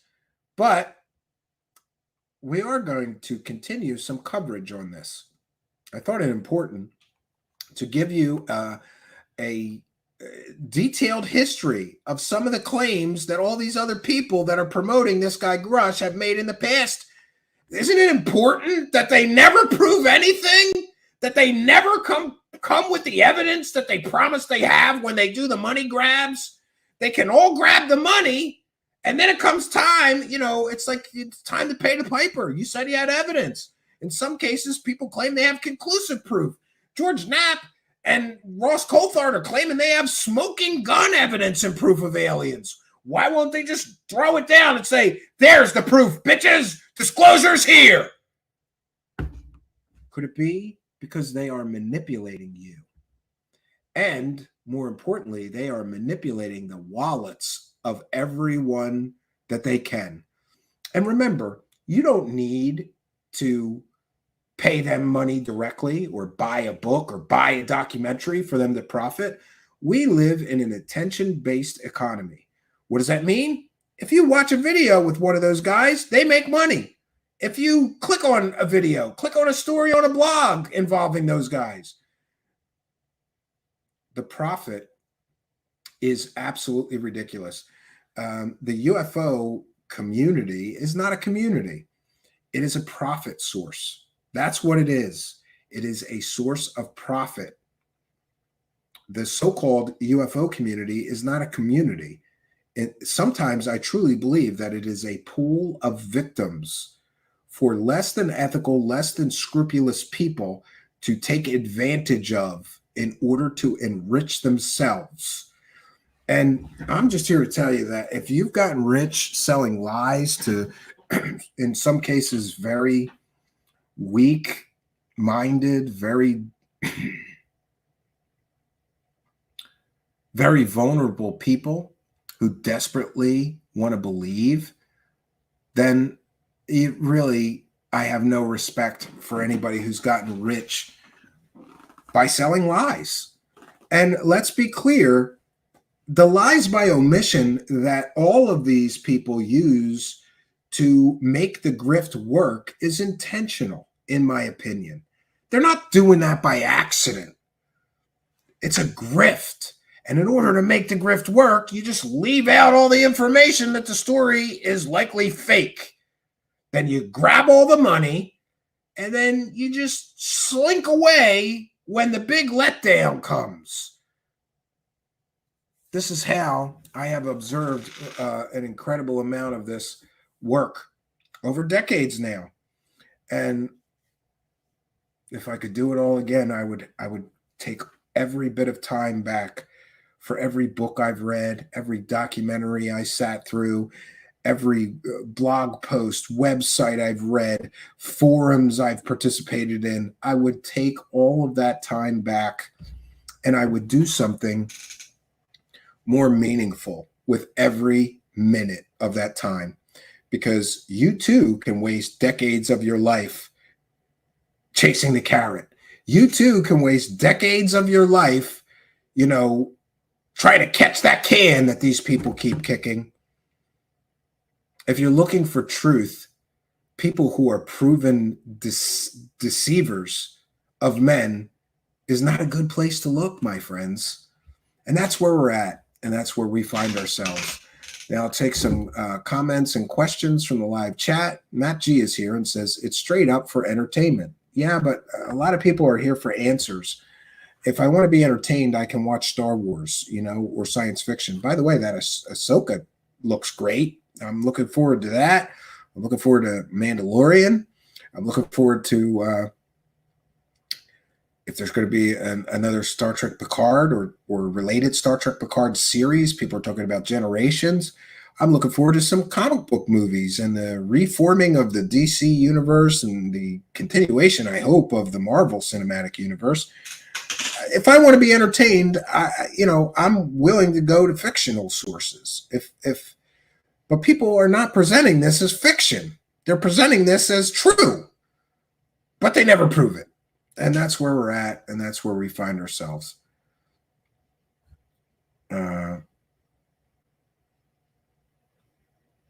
Yes, Bob hid the 115 in George Knapp's freezer. Mike Rotunda says, let's just say it, stupid people. I like to say vulnerable people. You want to believe in aliens, but you don't. But you don't believe in Jesus. That's the problem. Dark forces are in a lot more things than UFOs. Yeah, I agree. Mr. Ian says deceivers of men. Yeah, absolutely. Dan Prospero is here and says false disclosure, government gets more military funding, and these shills will join the ranks of Dr. Greer. Yeah, what's going to happen when this whole thing comes crashing down?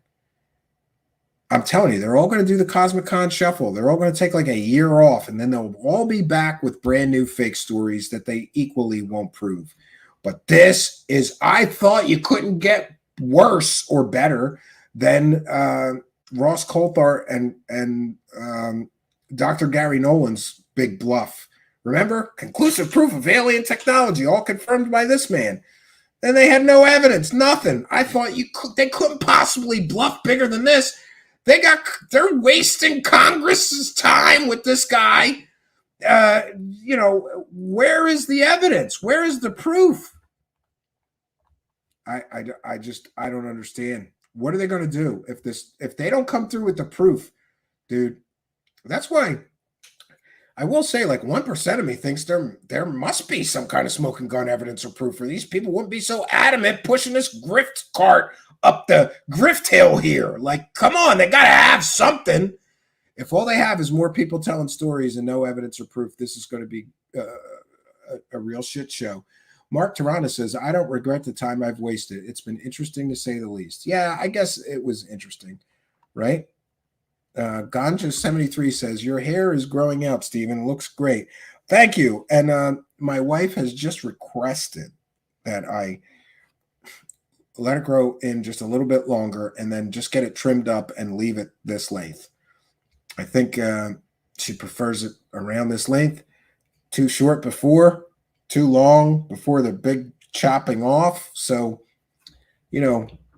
guys, just do what your wife wants, because she's going to get whatever she wants anyway, right? She'll just keep nagging me until, I might get through 6 more haircuts that she doesn't like before I just do what she wanted and have a lot more peace in my life. So I'm just going to listen to my wife this time, find somebody to just trim it up and, shape it up so that it's a little more, orderly or whatever. Trim it up. Yeah, I'm going to keep it that way. Victor Wag, I believe in JC, Jeremy Corbell. I'm sorry to hear that. Taxpayer says, put 115 in the hole, energy comes out the other hole. Yep, you're right. Fireflies in the Lighthouse says, we can get them on federal wire fraud charges. That's the best strategy, I think. Who knows?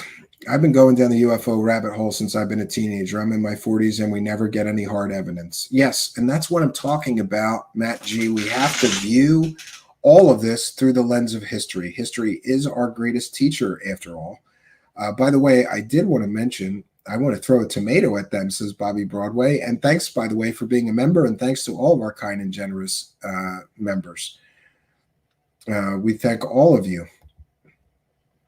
It's so rare. They're just using it to make China and Russia fear what we have. Yeah, that's what a lot of people believe. At least you got hair. I got one hairstyle, shaved head. Hey, I'll get there. My widow's peaks are getting bigger and bigger. They're going to be back behind my ears. But I will say that so many of my friends that I grew up with went bald already, that every day is a gift. Every day I still got hair on the top of my head. I'm like, all right, it's getting thinner. The widow's peaks are moving back, but I'm still in the game, And besides that, Matt, it's good to have dignity. You know what I don't like? Guys who wear rugs or do a sweep over or comb over or any of that shit. Like, if you're really going bald, just shave your head and have some goddamn dignity and don't look ridiculous trying to, I had another friend, he got like some kind of weave and like half his hair on the top of his head was real, but the other half was like a weave and it looked terrible. And like, nobody wanted to tell him. I told him, like, shit, dude, that shit looks terrible. Get that cut off of your head and shave your head. Have some dignity. All right. Amy Collins is here and says 35 years of following here and some lights in the sky here and there. Nothing that proves anything to be ET. Yeah, unfortunately, that's the boat we're in. But thank you, Amy Collins, longtime show supporter. Good to see you here. Yeah, you can wear a hat, but I don't like the guys that wear a hat or that bandana head wrap and pretend they still have hair on the top of their head, but they always wear that so you know they're bald. I just, I hope that if I start going bald, I just have the dignity to just shave my head. But the genetics look pretty good because most of the older men in my family that I remember still had hair when they died. So, and I mean a pretty good head of hair like this, we'll see what happens. Oh yeah, I wanted to also be sure to mention, we see some new lights. I finally got the smoke effect back. When we first started our show, I had these lights, that projected a smoke-like effect that I loved for the show because it reminded me of Unsolved Mysteries. That fog and all I need is a trench coat, right? And the dun, dun, dun, dun, dun, dun, dun, dun, dun, dun, better music, right? But these are some of the new lights from the new set. I'm hopeful that we'll get the new set. I just fought with some stuff that was mounted on the ceiling all day. Slow, steady progress. We'll get it done. And also, Mr. Ian has been busily working on some of these AI projects. And I'm happy to say that some of these AI systems that we are going to be employing with our show here are really starting to come into their own and become actually usable for use case scenarios. For example, I have a new album that's 49 or 50 minutes long. And I told Mr. Ian, get this AI to just make this dark, scary nightmare scape for 49 minutes. And he's been at it for a week, but he finally figured it out. And it is ridiculous, trippy. It is like riding through a nightmare that someone is having in real time. And tonight, to close out the show, I'll share a preview of that with all of you. Now, we'll be broadcasting the 49-minute version this coming weekend. We're going to do a Saturday night premiere. The music album is called A Very Dark Place. It's another album by me, Steve Cambion, in the Purge series. This will be the 7th album in that series of albums. And I think it's truly artistic and groundbreaking. We've got an incredible AI-generated video while you listen to the music for the whole 49 minutes. And I've got a low-quality render to share with you tonight. In other words, this is just the rough. Hasn't been upscaled or whatever. He's run a new, better version, a higher quality version of what I'll be sharing with you tonight. We'll be posting that for Patreon members and to channel members in the next couple of days. And this Saturday night at 10 p.m. Eastern, we'll be doing a premiere for that new album. We want to thank Mr. Ian. He is the AI whisperer. I am pretty good with these things. He's better than me. And plus, he's got a great rig. I believe that the total render of 49 minutes, even the rough version, took something like 39 hours of computing time. And he's got a ridiculous computer with like 3 video cards and a great up-to-date processor and gigs and gigs and gigs and gigs of RAM. And it still took 39 hours to render the 49-minute animated video. I want to thank him, and boy, I can't wait to bring you. There's so many new tools coming online for us now. We're going to embrace some of these AI technologies that are helpful to us content creators, so that we could create new, better, and more content for you. That's kind of where I'm at. So we're going to wrap things up here, but don't go anywhere after the goodbye bumper. Get your good night messages ready and get ready to experience a small piece of my new album, A Very Dark Place. And it just so happens that the single that I'm going to share with you tonight is the title track to the album, A Very Dark Place. So we want to thank each and every one of you for joining us tonight. We want to thank you, kind and generous Patreon supporters. you channel members, you Twitch subscribers, YouTube super chat, super thanks people. Oh, geez, that reminds me. I missed two, didn't I? I'm so sorry. 1 second. Let me see if I can't find those. I remembered that I saw them, and I almost left those out. So I apologize. Always feel free if I miss a super chat to say, "Hey, you missed my super chat." We read every single super chat and thank those people for their kindness, generosity, and support of the show. If I can't do it through the chat, I'll share. Wingback chair. Bobby Broadstone. Okay, we got him. We want to thank Trolley Troll for a kind of generous $5 super chat, who says it would be more, but I probably have to buy a new phone now. Well, I'm sorry to hear that, but we thank you for two things: being a member and for throwing $5 in the hat. Longtime show supporter Trolley Troll. Thank you for your kindness, generosity, and support. Trolley Troll's a member. He throws $5 in our hat every month to help us praise the cash, and he throws a little extra. Hey, I hope you get a new phone. Thank you for your kindness, generosity, and support. It is much, much appreciated. And Bobby Broadway wants a wingback chair. And thank you, longtime show supporter Bobby Broadway, for your kindness, generosity, and support. I'm gonna look into it, because so far I think I'm up to $15 for this wingback chair, and I don't even really know what that is. We're gonna have to look it up. And if I can find one and it's something I would want to sit in during the show, I would be happy to do that for you. Bobby Broadway, longtime show supporter. Thanks for always helping us to praise the cash. Much, much appreciated. And we have Keith with a kind and generous $4.99 super chat and no message. But we thank you, Keith, for your kindness, generosity, and support.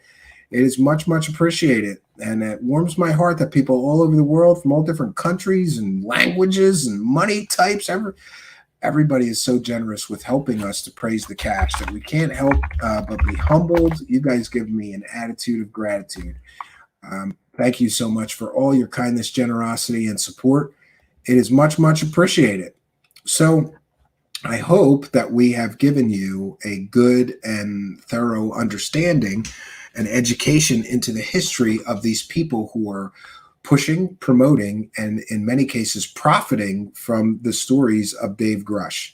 Will this turn out like all the other stories they pushed, over promoted, some would say over sensationalized, and many would say over profited from? Or is this time it's going to be different?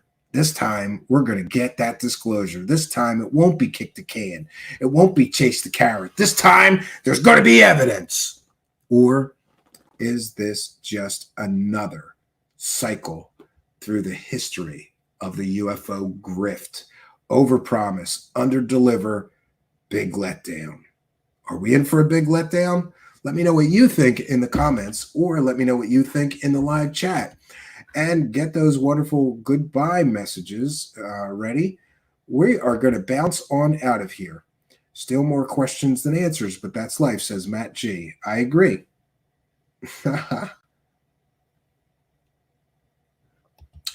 Like in Masterpiece Theater back in the day. All right, I'll look it up. Bobby Broadway has declared himself leader of all the stoners. I will allow that, Bobby Broadway. Yes, you can be. Mr. Ian says we're here to kick butt and read evidence, and they don't have any evidence. Yeah, I'm here to chew gum and look at their evidence, but they're out of evidence. Imagine that. So we have done our due diligence. Now, we're going to be back tomorrow night at 9 p.m. Eastern Standard Time. Please join us in the live chat tomorrow night, 9 p.m. Eastern Standard Time. I hope to see you at our next live show. And please do be sure to like, comment, subscribe, and share these videos on your social media. It really does help. Also, if you have time, maybe not tonight, but another time, tomorrow while you're driving, while you're working, while you're doing something, come back and watch one more. It really does help, because apparently when YouTube sees you returning for another dose, they go, he must make good content. People are coming back for more. So we'll crank up his recommends. And that really, really does help us. We will be back tomorrow night, 9 p.m. Eastern Standard Time. I've got kind of a fun show for you tomorrow night.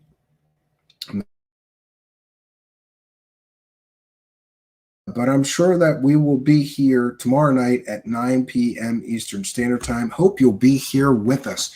We thank all of you, including all you fine and wonderful people in the live chat. We'll be back with more for you tomorrow night. But for now, that's all I got for you, folks. Until next time, my name is Stephen Cambion. Good night, and God bless all of you.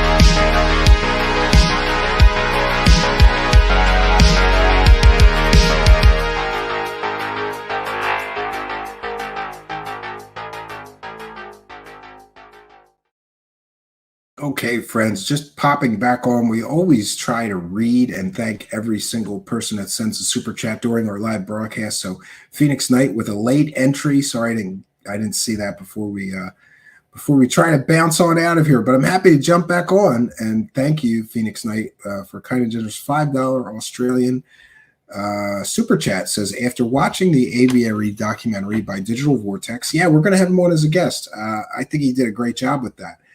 I am pretty convinced that all of this disclosure is a psyop and not simply a scam. Yeah, I mean, the jury's still out, but I am very well versed in the history of the aviary, and that may have been sort of the precursor to all of this disclosure stuff that we are seeing. You know, it just keeps cycling and repeating and repeating and repeating and repeating. And some of us have been here long enough to go, that story wasn't true the first 3 times people were selling it, you know? But it is what it is. Thank you, Phoenix Knight, for your kindness, your generosity, and your support of the show. Now we will really bounce out of here. 1 second here. I have to figure out how to do this. I haven't done this in a long time. Okay, I'll be sharing a video file. Apparently it was too big to just put in as a bumper.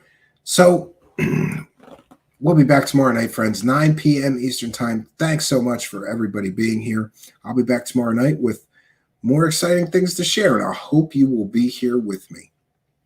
Until next time, friends, I will leave you with the song from our upcoming album. We're going to be doing the world premiere of this Saturday night at 10 p.m. Eastern time, including the full 49-minute rendered animation. That's just incredible. Wanted to give you a quick taste. Thanks to Mr. Ian. We'll be back tomorrow night, friends. Until next time, my name is Stephen Canby, and good night, and God bless all of you.